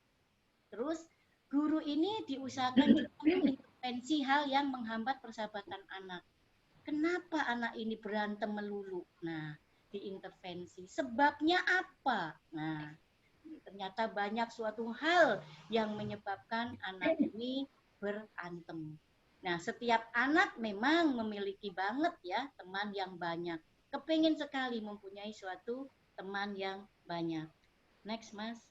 Yang keempat adalah minat dan bakat. Nah, ini. Ya, dalam minat dan bakat, mendorong anak ini untuk menggali minat bakat. Jadi Bapak Ibu bisa untuk melihat keseharian anak-anaknya, dia itu senangnya di mana, di musik, dia lakukan di musik atau bernyanyi, atau mungkin ini contoh menari ya, atau qiraah ya, ini suatu hal yang bisa dilihat, digali oleh Bapak Ibu. Nah, memang kalau kami akan berikan suatu hal ya untuk mendeteksi di dalam bakat minat anak ini bisa dilihat dari permainan-permainan yang dia senangi itu. Mendorong imajinasi anak. Nah, begini, kadang-kadang anak ini kan sering nanya melulu. Ya, bu gurunya bosen. Aku sebel deh kalau dia itu datang. Nanya nggak habis-habis. Nah, padahal itu adalah dorongan imajinasi anak. Ya tinggal kita kalau menghentikan begini. Oke, sekarang gantian ya yang bertanya. Tadi kan sudah si Budi. Sekarang ayo Ani mau nanya apa. Nah ini diberikan suatu kondisi mengganti. Bukan berarti langsung kita cut, kita stop. Nah ini akan mematikan suatu bakat minat si anak juga. Mencoret-coret misalnya. Oke, jangan mencoret tembak ya nak. Besok ibu, bapak belikan kertas. Kertasnya ditempel di dalam tembok. Silakan sepuas-puasnya mencoret. Nanti kertasnya bisa diambil kembali. Nah, ini kadang-kadang orang tua bisa marah tetapi tidak bisa memberikan suatu solusi. Nah, ini yang kita harapkan di dalam Bapak Ibu mengajar, solusinya seperti apa kalau anak itu model A, model B, model C. Oke, selanjutnya adalah yang kelima. Ya. Yang kelima adalah next, Mas.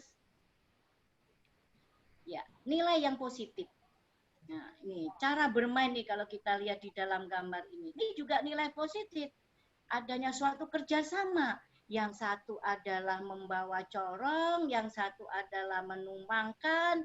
Nah, harusnya ada yang memegang supaya tidak tumpah. Nah, ini juga membantu anak mengenal emosi yang tadi sudah dibilang Bu Anissa.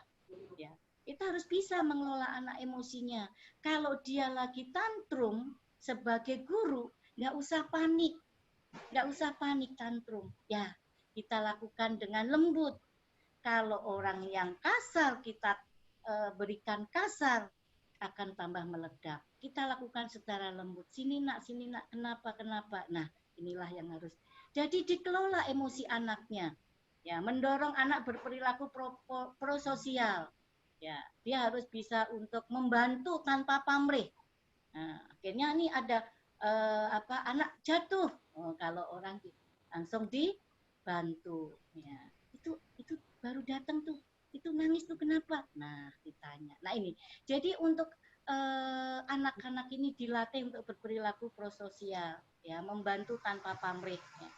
Membantu temannya. Kalau misalnya dia tidak bisa kan, kadang-kadang tidak membawa penghapus, nah dipinjamkan. Nah ini adalah menanamkan nilai-nilai positif, mendorong anak untuk saling menyayangi dan menghargai teman. Nah, kalau anaknya ada anak yang sedang menyanyi, teman-temannya rame, nah diberikan suatu nilai yang positif. Ayo yang lain duduk dulu. Kalau belum duduk manis, si A belum akan bernyanyi. Nah ini adalah cara untuk memberikan suatu menghargai teman di dalam kalau dia akan maju ke depan. Yang keenam adalah next ya, yaitu kompetensi sosial.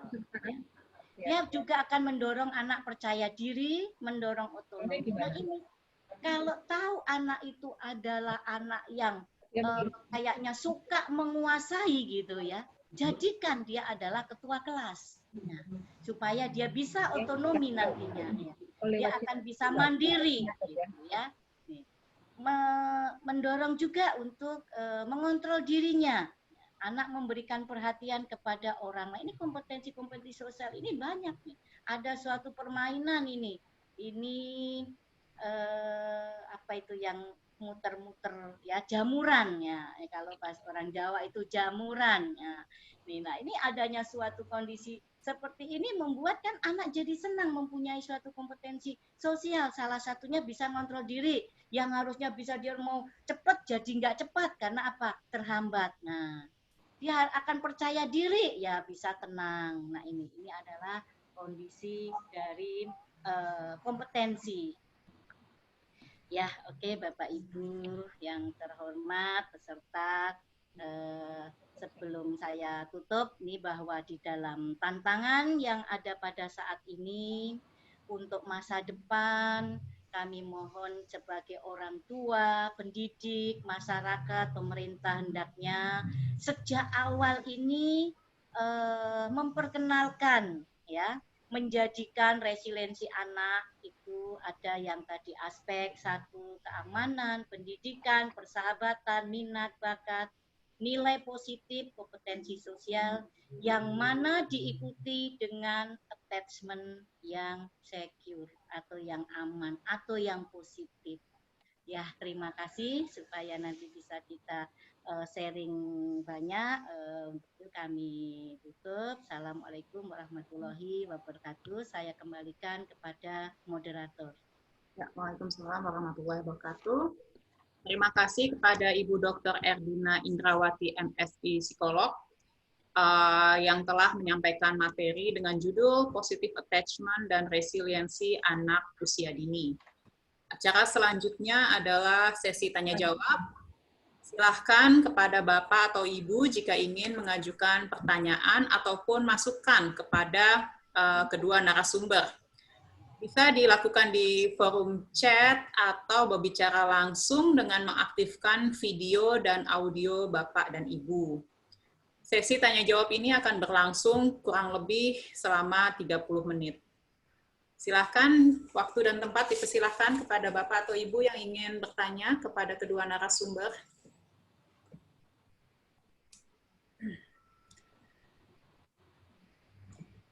Tema resiliensi ini sangat diperlukan ya Bu ya, dengan kondisi pada saat ini, pada saat pandemi sekarang ini ya Bu ya. Dibutuhkan pribadi yang kuat, baik bagi guru maupun anak didik. Jadi tema ini sangat pas dikaitkan dengan situasi yang sedang terjadi pada saat ini.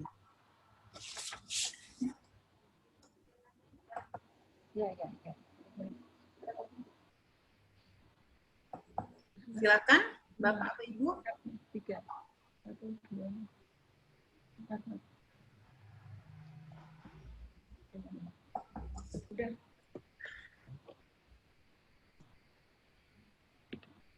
Ada yang tanya dong? Ada yang tanya dong?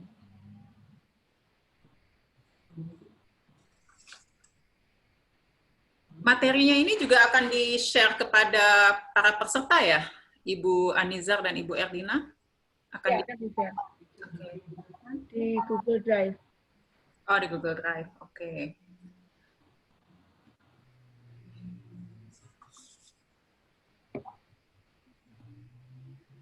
Bapak dan Ibu malu-malu ya hari ini.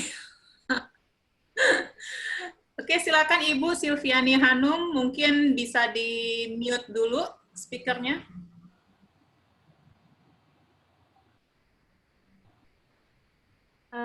Ingin bertanya satu kepada Ibu Aniza dan Ibu Erdina. Pertanyaan pertama adalah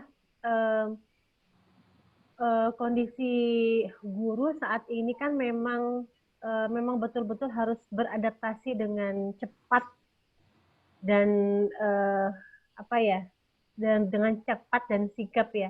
Karena kalau yang saya amati rata-rata karena tidak diperbolehkannya tatap muka itu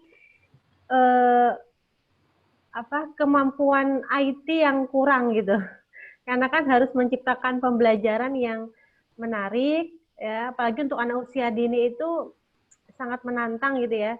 Kalau saya tidak boleh sebut masalah, sangat menantang menciptakan pembelajaran yang menarik dengan kondisi daring gitu. Itu kan memang betul-betul luar biasa, harus apa ya, guru tuh harus benar-benar mau berubah untuk mau belajar. Yang IT itu rata-rata kalau dibilang tuh guru tua itu lemot gitu, ini bahasanya begitu aja, agak lemot gitu untuk belajar hal-hal yang tentang IT. Nah itu jadi bagaimana supaya kita tuh lebih termotivasi lagi, karena kan memang masa pandemi ini kita tidak bisa menerka sampai berapa lama ya, mungkin harus siap-siap, mungkin harus 1 tahun biar bisa normal seperti dahulu lagi, mungkin seperti itu.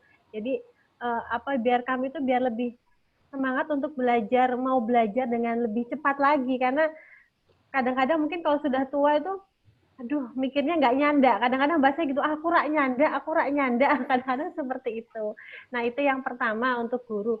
Kemudian yang kedua, permasalahannya untuk pendidikan anak-anak usia dini itu kan kita membutuhkan kelekatan. Kelekatan itu agak susah dibangun ketika kita tidak bertemu secara fisik gitu. Nah itu bagaimana caranya untuk membangun kelekatan itu ketika pertemuan secara fisik itu kita dibatasi.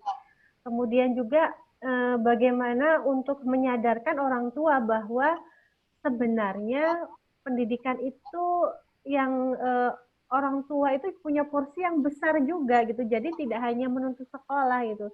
Jadi bagaimana cara kami biar orang tua tuh paham bahwa kita sama-sama. Kadang-kadang tuntutan orang tua itu sama seperti di era normal gitu, padahal sementara tidak bisa seperti itu gitu. Itu bagaimana cara sekolah ya, guru mensiasati hal seperti itu. Itu pertanyaan dari saya. Terima kasih atas jawabannya nanti. Ya, terima kasih kepada Ibu Silviani Hanum. Mungkin yang menjawab pertanyaan pertama kepada Ibu Aniza Rahayu. Ini tentang pertanyaan yang pertama nih ya, yang ingin dijawab dulu nih mungkin. Ini bagaimana guru supaya tetap sigap dan cepat ya dalam merespon tuntutan pendidikan saat ini yang menggunakan daring. Pagi tadi saya melihat di postingan bahwa Menteri Pendidikan kita akan memberlakukan pendidikan daring ini berpanjang. Mungkin akan selanjutnya pakai daring. Ya, ini satu kondisi ya.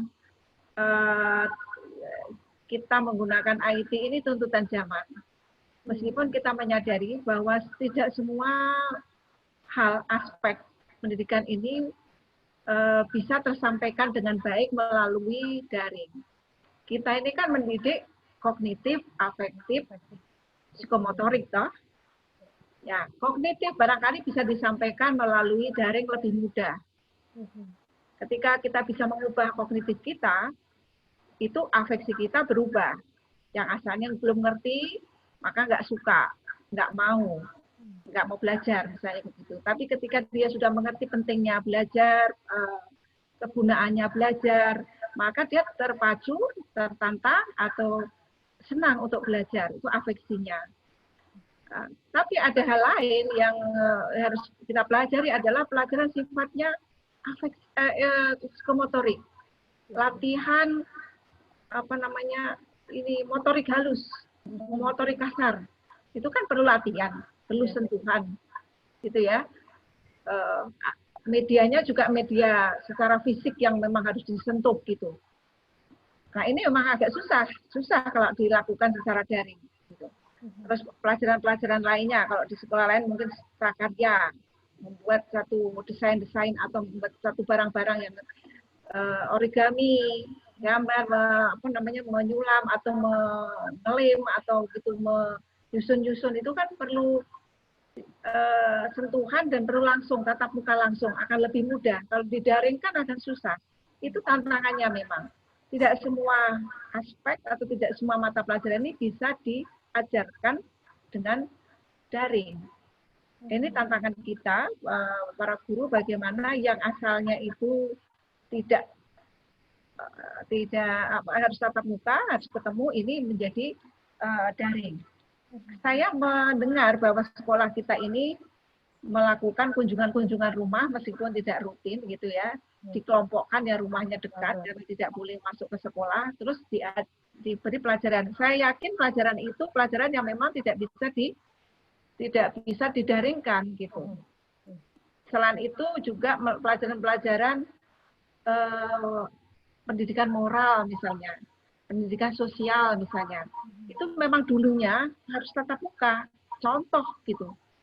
Gimana orang yang baik, tadi sudah dicontohkan Bu Edina, bagaimana supaya tidak berbohong. Itu kan belajar dari perilaku orang tua, belajar dari guru. Ketika itu didaringkan melalui teori kemudian dikognitifkan agak susah. Itu harus dicontohkan langsung dengan teknik modeling. Nah, barangkali ada cara-cara nantinya ya, secara IT ini ada cara-cara yang lebih canggih lagi ketika nanti bisa menciptakan perilaku-perilaku yang buruk, yang salah, dan perilaku-perilaku yang tidak baik. Misalnya cerita dongeng itu kan secara narasi, dongeng Kanjeng Nyolong Timun misalnya begitu. Atau Ipin Upin difilmkan, baik dan buruk divisualkan. Jadi mungkin ke depan bentuk-bentuk mengajar tidak harus tatap muka, tidak harus seperti ini, tetapi mungkin berupa cerita, gambar-gambar, film, gitu. Dibuat seperti itu. Itu memang harus ada pelatihannya. Harus ada pelatihannya tersendiri. Tetapi tidak menutup kemungkinan, karena kita sudah menerima juga pelajaran-pelajaran ini melalui televisi. Misalnya dunia fauna, kita belajar binatang melalui televisi. Tanaman-tanaman kita melalui televisi. Ya. Terus banyak cerita-cerita anak-anak yang dibuat berisi pendidikan-pendidikan. Ke depan, barangkali guru harus berlatih seperti itu. Ini memang belum ada pelatihan-pelatihan itu. Kalau ada, saya kira akan laku. Ini pemikiran saya. Terus, tadi apa? Pertanyaan orang tua harus bagaimana ini, begitu ya? Orang tua harus bagaimana menghadapi situasi ini. Inilah kenapa pelatihan ini atau webinar ini dilakukan. Ini kan memang untuk guru. Ke depan barangkali kita harus menghadirkan orang tua.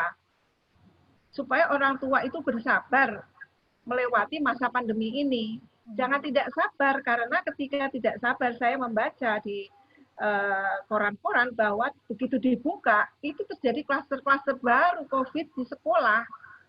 Anak kena, guru kena, orang tua kena. Dan itu akan cepat sekali menyebarnya. Karena anak sekolah itu bisa puluhan, bisa ratusan di satu sekolah itu. Jadi memang orang tua harus sabar. Dan bagaimana supaya orang tua sabar?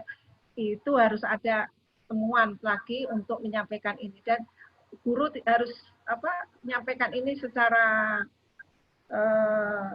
terus-menerus kepada orang tua. Karena emosi orang tua itu juga naik turun. Sama seperti kita ini.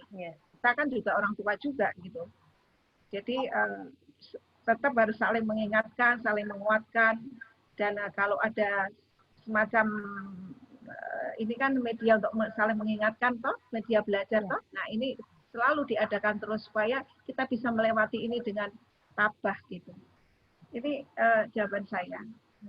Barangkali mungkin ada masukan yang lain dari Bu Edina tentang attachment tadi. Iya.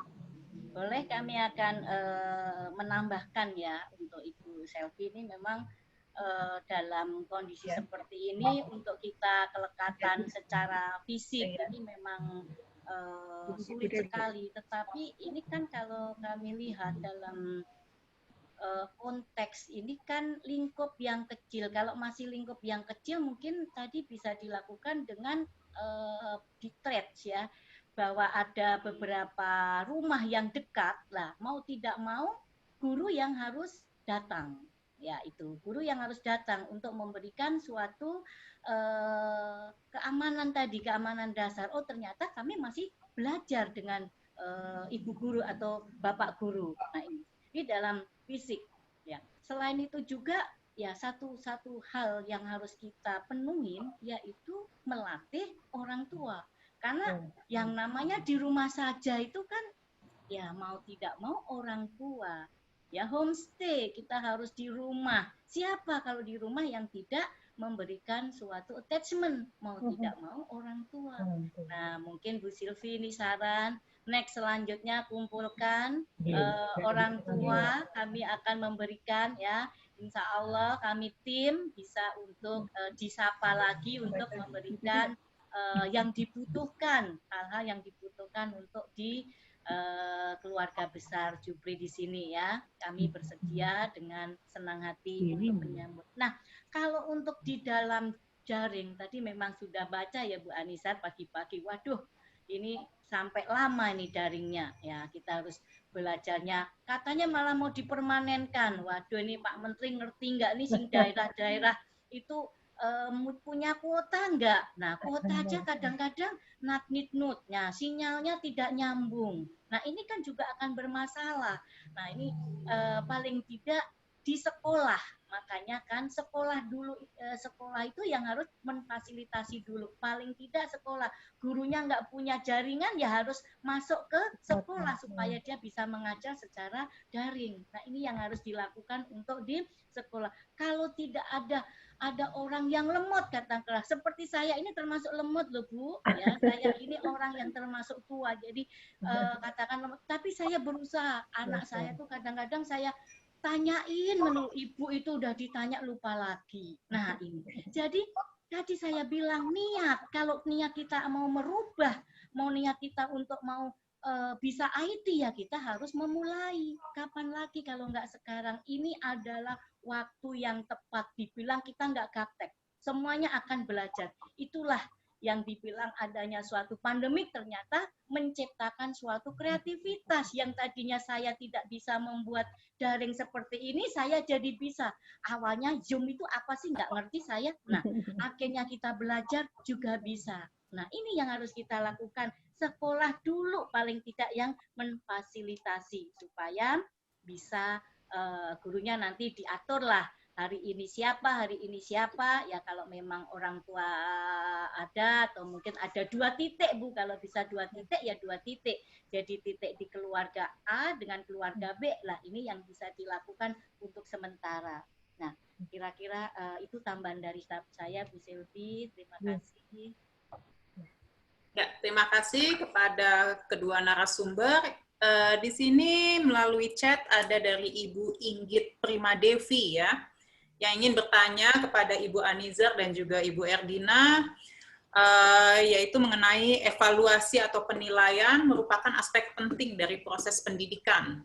Nah, pertanyaannya adalah bagaimana guru bisa mengevaluasi kemampuan siswa secara proporsional dan objektif dari berbagai aspek kognisi dan afeksi dengan sistem pembelajaran online seperti pada saat ini. Silakan mungkin Ibu Anizar atau Bu Erdina. Monggo Bu Erdina dulu. Bagaimana Bu? Ya, terima kasih ini untuk Ibu Inggit ya. Ya, Ibu Inggit untuk evaluasi ini. Nah, kalau kita lihat ya di dalam mengevaluasi kan memang kita punya suatu penilaian. Penilaiannya itu kan waktu sebelum ini kan menggunakan sebelum pandemi kan digunakan adanya suatu kuantitatif kan seperti itu. Kita harus ada nilai 8 atau A atau B atau 1 sampai 100. Nah, karena ini kalau kita melihat lagi di kurikulum dan itu tidak bisa kita pungkirin dan itu harus dikerjakan. Nah, sekarang apa yang harus kita lakukan untuk mencapai, untuk melihat bahwa nilai-nilai itu akan ada di dalam aspek kognisinya? Kan Ibu juga sudah bisa lihat untuk tugas-tugas yang diberikan atau Ibu datang ke situ itu kan sudah melihat adanya suatu perkembangan yang tadinya mungkin tidak bisa menyapa, sekarang bisa menyapa. Maaf, ini saya akan mengkaitkan dengan yang di PAUD ya. Saya lakukan untuk anak-anak usia dini ya. Nah, ini kan kita lihat di dalam perkembangan dia. Kalau memang perkembangannya dia itu adalah sudah mulai berkembang, ya kan akan dilakukan suatu penilaian yang baik gitu. Tetapi kalau ternyata kok malah semakin malas, semakin sakit, lah inilah yang harus dilihat kembali. Jadi penilaian ini jadinya kita melihatnya adalah penilaian yang secara kualitatif, ya. Kita harus melihat, bertanya, bisa bertanya kepada orang tuanya, kita bisa bertanya kepada siapa ini temennya misalnya. Nah, inilah untuk suatu perbandingan kalau kita sendiri tidak mengetahui secara konkretnya. Nah, secara afeksi juga bisa kita lakukan, ya. Kalau ibu bapak melihat nih, Ibu Inggit melihat nih bahwa anaknya ini kalau dia disapa kok menangis ya. Nah, berarti apa perasaannya? Nah, ini yang harus kita lihat sebagai pembelajaran, ya. Di online ini memang sulit sekali, ya. Memang sekali-sekali yang namanya online kan memang harus, kalau untuk melihatnya harus kita melihat wajah, sehingga ekspresi itu yang bisa kita lihat, ya. Kalau cuma dengan WA tulisan kita tidak bisa melihat ekspresinya. Nah, anak ini sehat atau enggak, perkembangannya itu sudah mulai bertambah baik atau enggak. Nah, ini memang kurang bisa. Makanya tadi saya bilang diberikan 2 titik untuk melihat kondisi seperti ini, ya. Begitu Bu Inggit, silakan Bu Anissa bila mau menambah. Iya, saya kira itu ya sudah cukup menjawab apa yang ditanyakan oleh Bu Inggit, ya. Mungkin saya tambahin sedikit. Pendidikan daring ini kan memberikan tugas-tugas pada siswanya. Selain gurunya mungkin melakukan kegiatan pembelajaran, mengajar, itu juga memberikan tugas. Sejauh tugas itu dikerjakan oleh muridnya, itu masih bisa dinilai. Tapi kalau yang mengerjakan itu orang tuanya, seperti yang saya sering mendengar, bahwa ini anaknya nggak mau membuat, akhirnya orang tuanya yang buat, yang dinilai akhirnya ibunya, toh, karena yang mengerjakan tugas itu ibunya.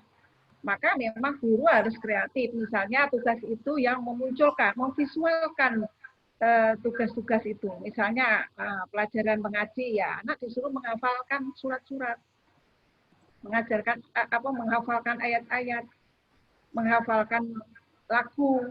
Jadi terlihat divisualkan anak ini bisa apa tidak bisa. Terlihat juga ketika dia dikasih tugas membuat karangan atau membuat tulisan atau membuat tempelan dan sebagainya, akan terlihat bagaimana dia secara kognitifnya itu bisa atau tidak divisualkan. Ketika dia membuat itu ditunjukkan. Sehingga ibu guru juga bisa melihat anak ini secara kognitif bagaimana ya. Bisa apa tidak bisa, sejauh mana hasil karyanya itu ketika dikumpulkan. Jadi memang guru harus kreatif bagaimana tugas-tugas itu tervisualkan sehingga ada feedback kepada guru sejauh mana ini bisa dilakukan. Ini lebih dan kurangnya, ya, karena memang kita tidak bisa tatap muka langsung. Meskipun tidak bisa dipungkiri bahwa tatap muka langsung pun penilaian itu tidak 100% itu bisa efektif, tetapi akan mendekati efektif. Sejauh tadi, ya, tugas-tugas tadi sejauh itu dilakukan oleh anak didik kita. Tidak dibantu atau dikerjakan, bahkan dikerjakan oleh ibunya. Itu yang saya bisa sampaikan. Terima kasih. Ya, terima kasih kepada kedua narasumber. Mungkin karena keterbatasan waktu, bisa 1 pertanyaan lagi dari Bapak ataupun Ibu yang ingin bertanya. Dipersilahkan 1 pertanyaan.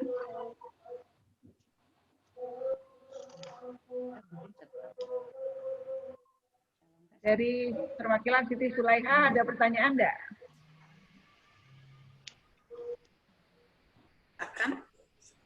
Silakan Bapak dan Ibu dari Siti Sulaiha.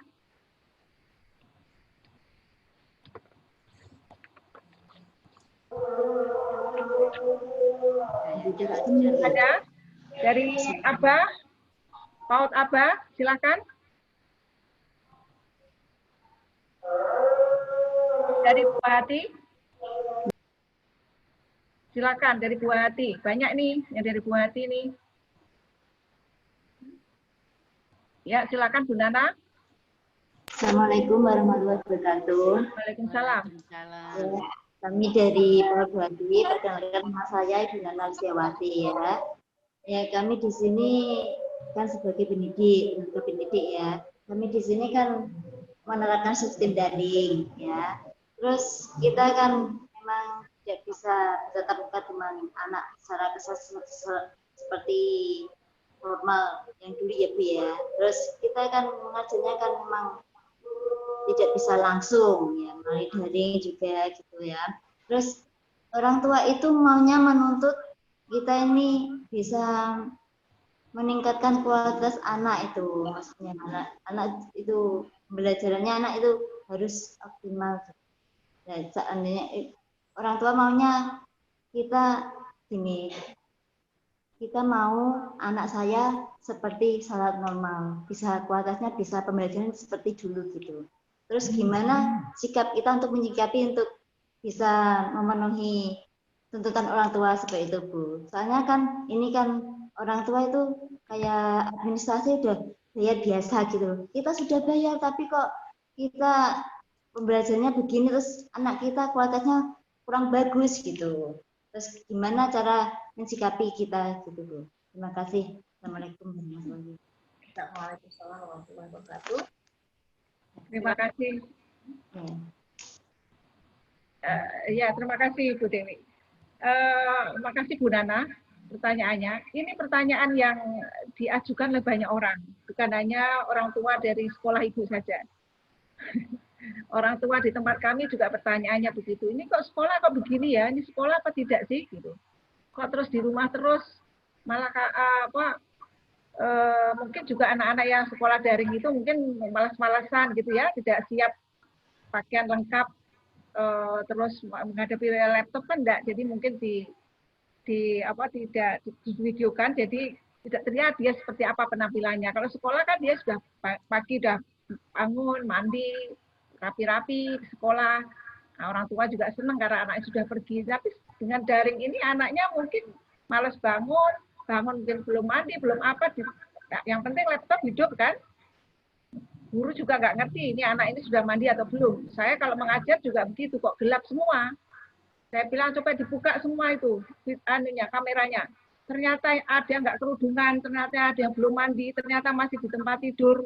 Nah, ketahuan dia anak-anak itu malas. Besok saya bilang kuliah Bu Anizar mandi rapi, cakep dan cantik.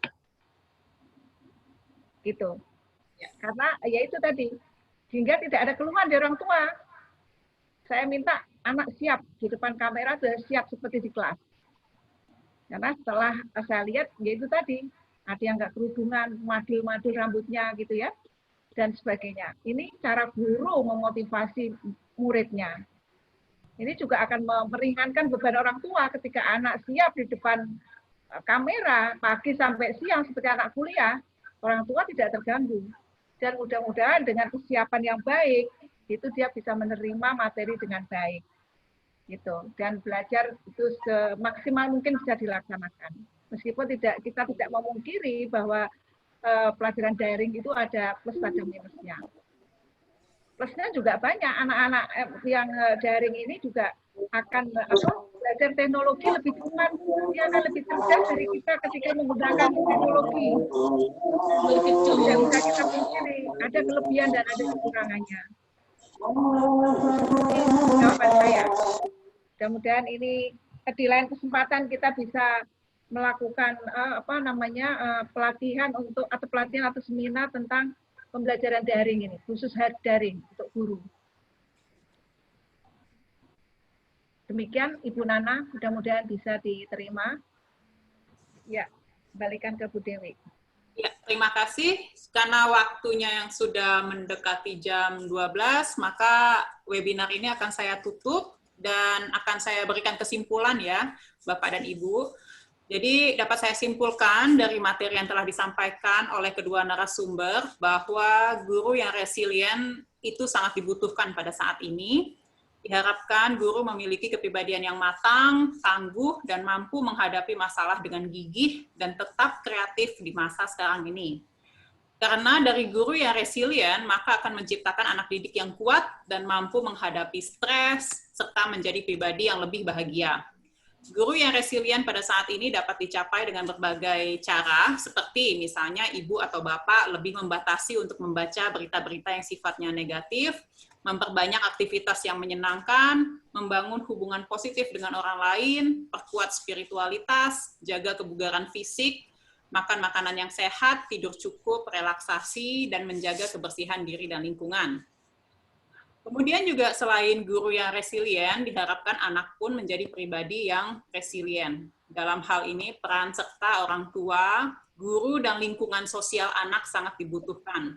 Dengan cara membangun kelekatan pada anak, membantu anak dalam pendidikan formal dan informalnya, kemudian juga memberikan fasilitas untuk anak supaya anak bisa berprestasi, memberikan akses anak untuk melihat lingkungan luar, memfasilitasi anak dalam bersosialisasi, mengembangkan minat dan bakat anak, mendorong anak untuk mengembangkan nilai-nilai positif dalam hidupnya, dan juga membantu anak mengembangkan kompetensi sosial supaya anak bisa lebih percaya diri dan mandiri. Pada saat sekarang ini, di mana bukan hanya kita yang mengalami kondisi new normal ataupun pandemi ini, tetapi hampir semua manusia di muka bumi ini mengalami hal yang sama ya Bapak dan Ibu. Oleh karena itu, marilah kita saling membantu satu sama lain supaya kita menjadi pribadi yang lebih kuat dan resilient dalam menghadapi cobaan ini. Ingatlah selalu bahwa kemudahan, bukan kemudahan yang membuat seseorang menjadi sukses, namun kesulitanlah yang menempa seseorang untuk menjadi lebih kuat. Semoga kita semua sabar dan ikhlas dalam menghadapi dan menjalani masa pandemi ini, serta masa new normal ini, dan kedepannya kita semua menjadi pribadi yang lebih kuat dan tangguh. Amin, ya Rabbal Alamin. Demikianlah acara webinar pada hari ini dengan tema Guru Resilient di Era Pandemi dan New Normal. Terima kasih saya haturkan kepada Bapak dan Ibu atas kehadirannya pada webinar ini. Mohon maaf jika ada kesalahan yang kami perbuat dalam acara ini, baik yang disengaja maupun tidak disengaja. Semoga acara webinar ini bermanfaat bagi kita semua dan membawa dampak positif bagi Bapak dan Ibu sekalian. Tetap jaga kesehatan, terapkan protokol kesehatan, dan semangat selalu ya Bapak dan Ibu. Semangat! Betul, bersama kita. Mungkin bisa Bapak dan Ibu diaktifkan kameranya supaya kita dapat foto bersama. Ayo Bapak dan Ibu yang cantik dan ganteng. Mana sih? Kok nggak bisa kelihatan semuanya, Di? Kelihatan semuanya bagaimana supaya kelihatan semuanya? Slide pertama. Ya, silakan. 1, ya. 2, 3. Lagi. Oke, sekali lagi. 1, 2, 3. Oke, slide kedua. Ya, dinyalakan kameranya, slide kedua. Intan dibuka, Intan. Dinyalakan. Nyalakan, ya. Oke, 1, 2, 3. Oke. Ya, silakan dibuka. Terima kasih. Ya, terima kasih kepada Bapak dan Ibu sekalian. Semoga kita bisa bertemu kembali di acara selanjutnya. Mungkin dalam bentuk webinar ataupun mungkin dalam bentuk seminar. Kita tatap langsung ya Bapak dan Ibu. Semoga pandemi ini cepat berakhir dan kita semua selalu dalam lindungan Allah dan kita semua selalu dalam kondisi sehat. Terima kasih. Amin. Ya, terima kasih semuanya. Assalamualaikum. Ya, makasih. Terima kasih. Assalamualaikum warahmatullahi wabarakatuh. Terima kasih Bapak Ibu. Terima kasih semuanya. Sehat selalu. Sampai ketemu.